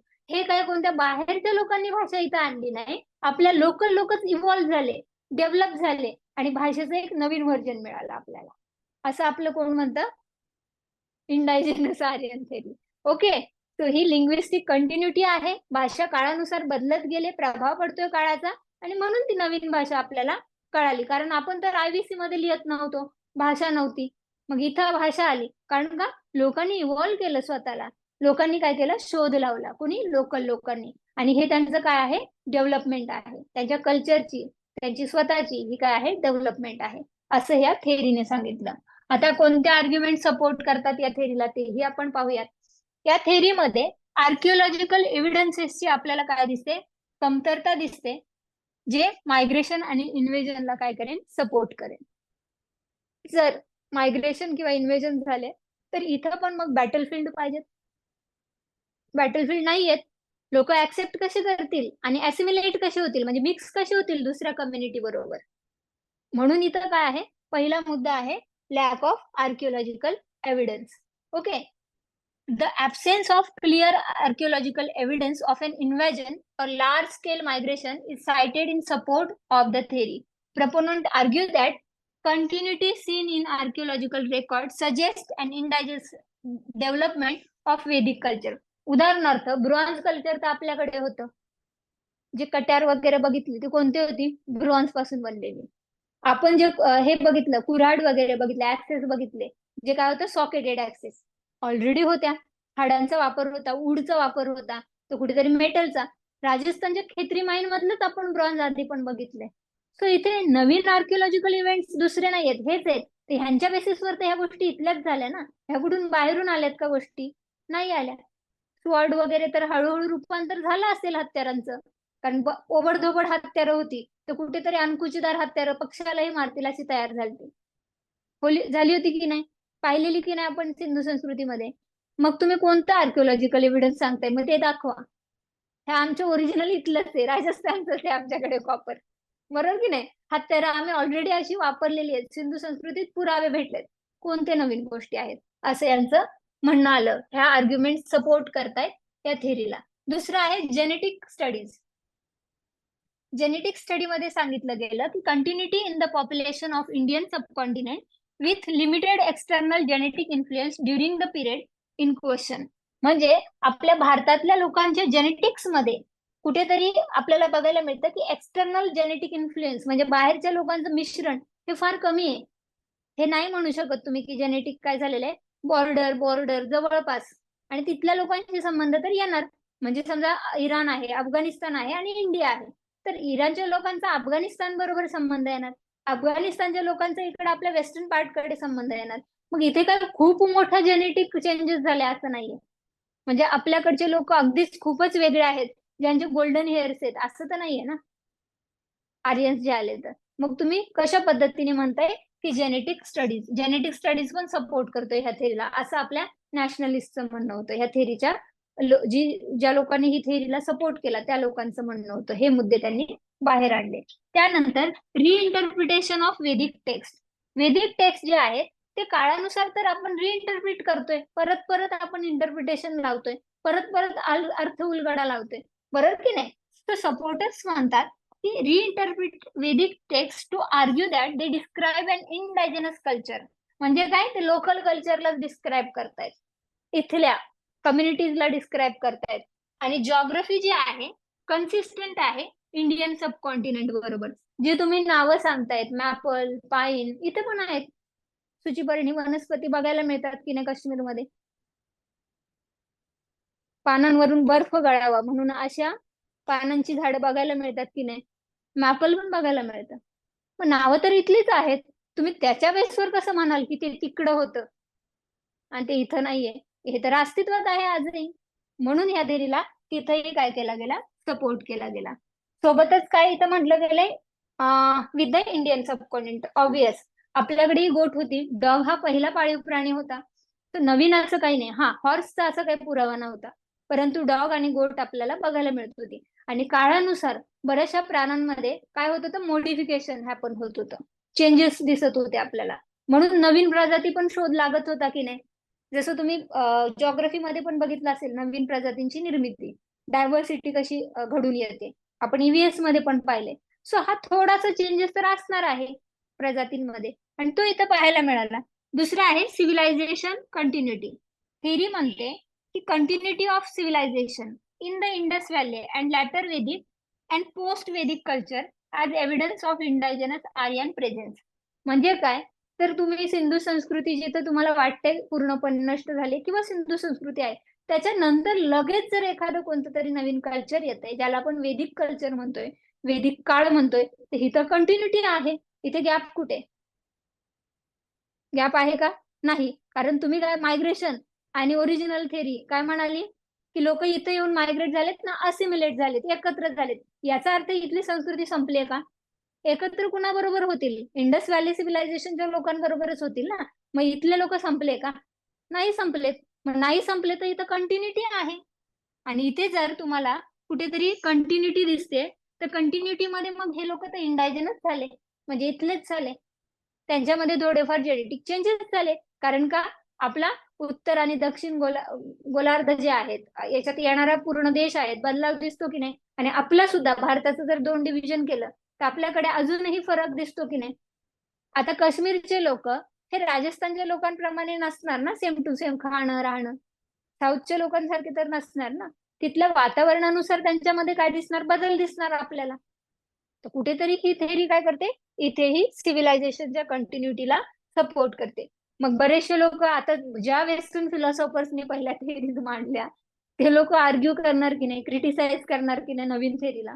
So इथं नवीन थेरीला काय केलं गेलं, क्रिटिसाइज. मग लिंग्विस्टिक रिलेशनशिप त्यांनी पहिला मुद्दा मांडला.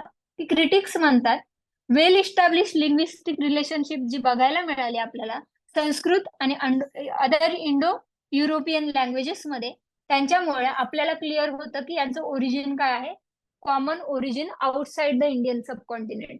बाहेरच्या ज्या भाषा आहेत, जसं आपण इराणियन कल्चर बघितलं, अवेस्ता, मितानिया, आणि कोणतं इन्स्क्रिप्शन बघितलं, कासाईट इन्स्क्रिप्शन बघितलं, हे जे बाहेरचे जे कल्चर टेक्स्ट आहेत किंवा इन्स्क्रिप्शन आहेत यांच्यावरून ह्या संस्कृत आणि त्यांच्यात साधर्म्य वाटते. मग तुम्ही कसं म्हणाल की संस्कृत इथली आहे तिकडची नाहीये, ही डिफरंट पाहिजेत होती मग, असं काही लोक क्रिटिसाइज करणार. तर साहजिकच आहे या गोष्टी क्रिटिसिझमच्या असणार आहेत.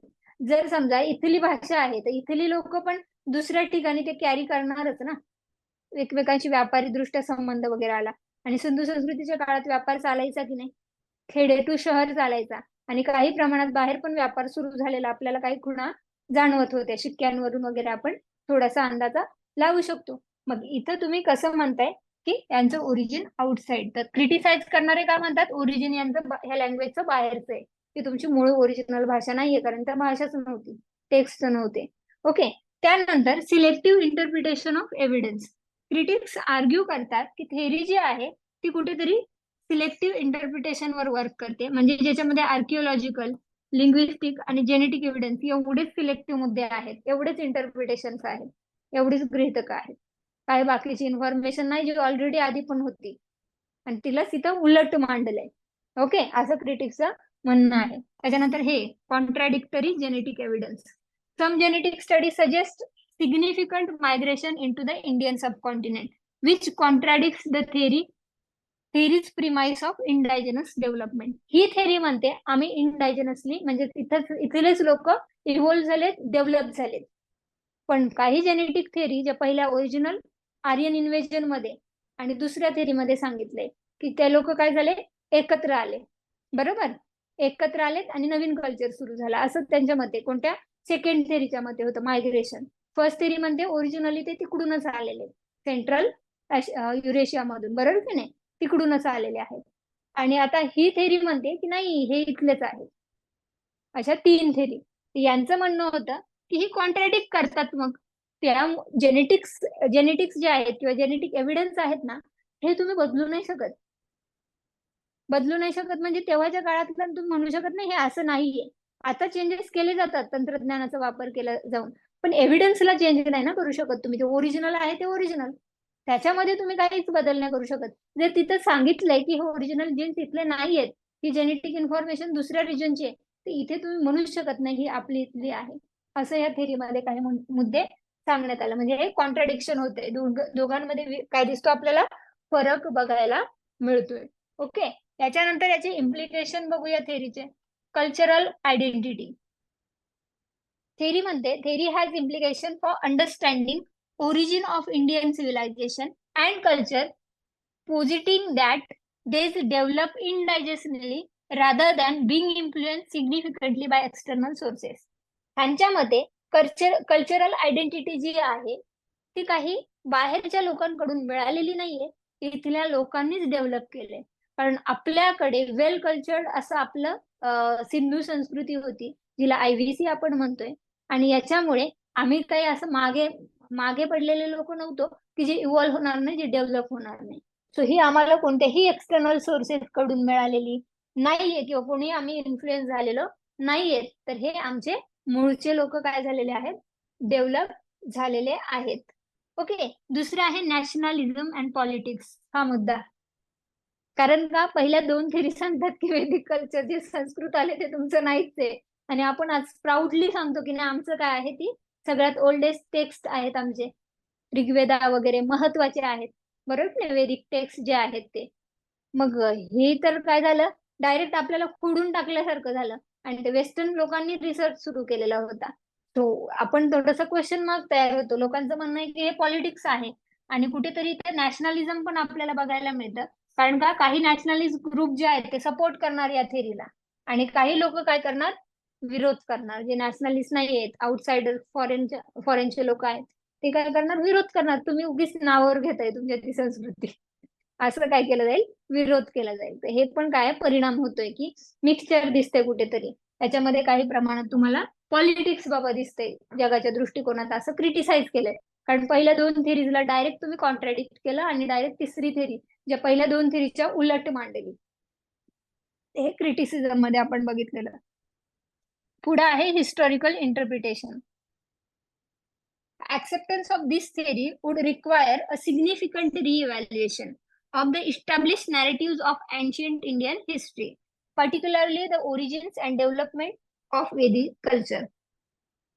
ह्याच्यामध्ये ही थेरी जर ऍक्सेप्ट करायची झाली तर रिव्हॅल्युएशन करावं लागेल. कारण का, जे इस्टॅब्लिश नॅरेटिव्ह आहेत, म्हणजे काही गोष्टी आहेत ज्या ऑलरेडी आधीपासून चालत आलेल्या, माहिती असलेल्या, त्यांच्या बेसवर आपल्याला काय करायला लागेल, रिव्हॅल्युएशन करायला लागेल. आणि जे ओरिजिन आहे आणि वेदिक कल्चरचं जे डेव्हलपमेंट आहे याच्याबद्दल प्रॉपर माहिती घ्यावी लागेल. तर ह्या थेरीला आपण काय म्हणू शकतो, ऍब्सोल्यूट. आता कन्क्लुजन बघा काय म्हणते. तिसरी थेरी आहे ही, आणि तिसऱ्या थेरीमध्ये काय कन्क्लुजन मांडले ते बघूया. The indigenous Aryan theory presents a view point that emphasizes the local development of Aryans and Vedic culture within Indian subcontinent. हे महत्वाचे स्टेटमेंट आहेत.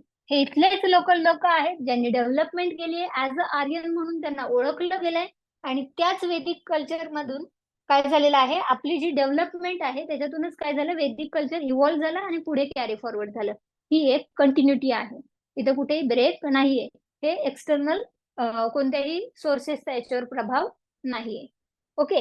यानंतर while it offers an alternative to Aryan invasion or migration theories, it remains a subject of debate. का debate create करतं? पहिलं म्हणते ए आणि ही theory म्हणते बी. पहिल्या दोन थेरी काय म्हणतात, ए, आणि ही थेरी म्हणते बी. पहिल्या दोन थेरी म्हणते ते दुसरीकडून आलेले लोक आहेत, ही थेरी म्हणतात इथलेच ओरिजिनल आहेत. डायरेक्ट काय दिसतं, हे कॉन्ट्राडिक्शन आपल्याला दिसतं. आणि म्हणून इथे काय क्रिएट होणार, डिबेट क्रिएट होणार. जे आधीच्या लोकांनी ज्यांनी मांडले, ज्यांनी सपोर्ट केलाय पहिल्या दोन थेरीला, ते लोक डिबेटसाठी येणार, पुरावे मागणार. मग आपण, हे लोक त्यांच्याकडे पुरावे मागणार, ते लोक ह्यांच्याकडे पुरावे मागणार.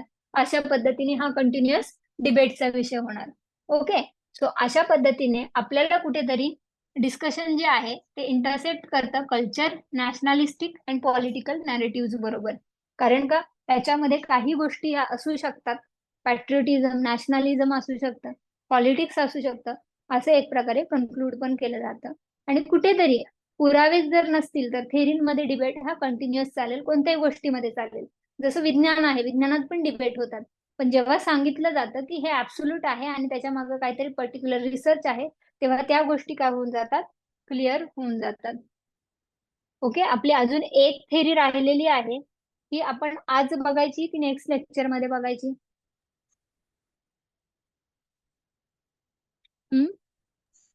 नेक्स्ट लेक्चर मध्ये बघू. कारण एकदम बंबाड होईल डोक्यावर, आणि विसरून नका जाऊ. महत्वाचे मुद्दे आहेत. नोट्स मी आज इंग्लिश मधले लगेच अपडेट करते, जमलं तर मराठी तुम्हाला लगेच मिळून जातील. ओके. रिवाइज करा व्यवस्थित.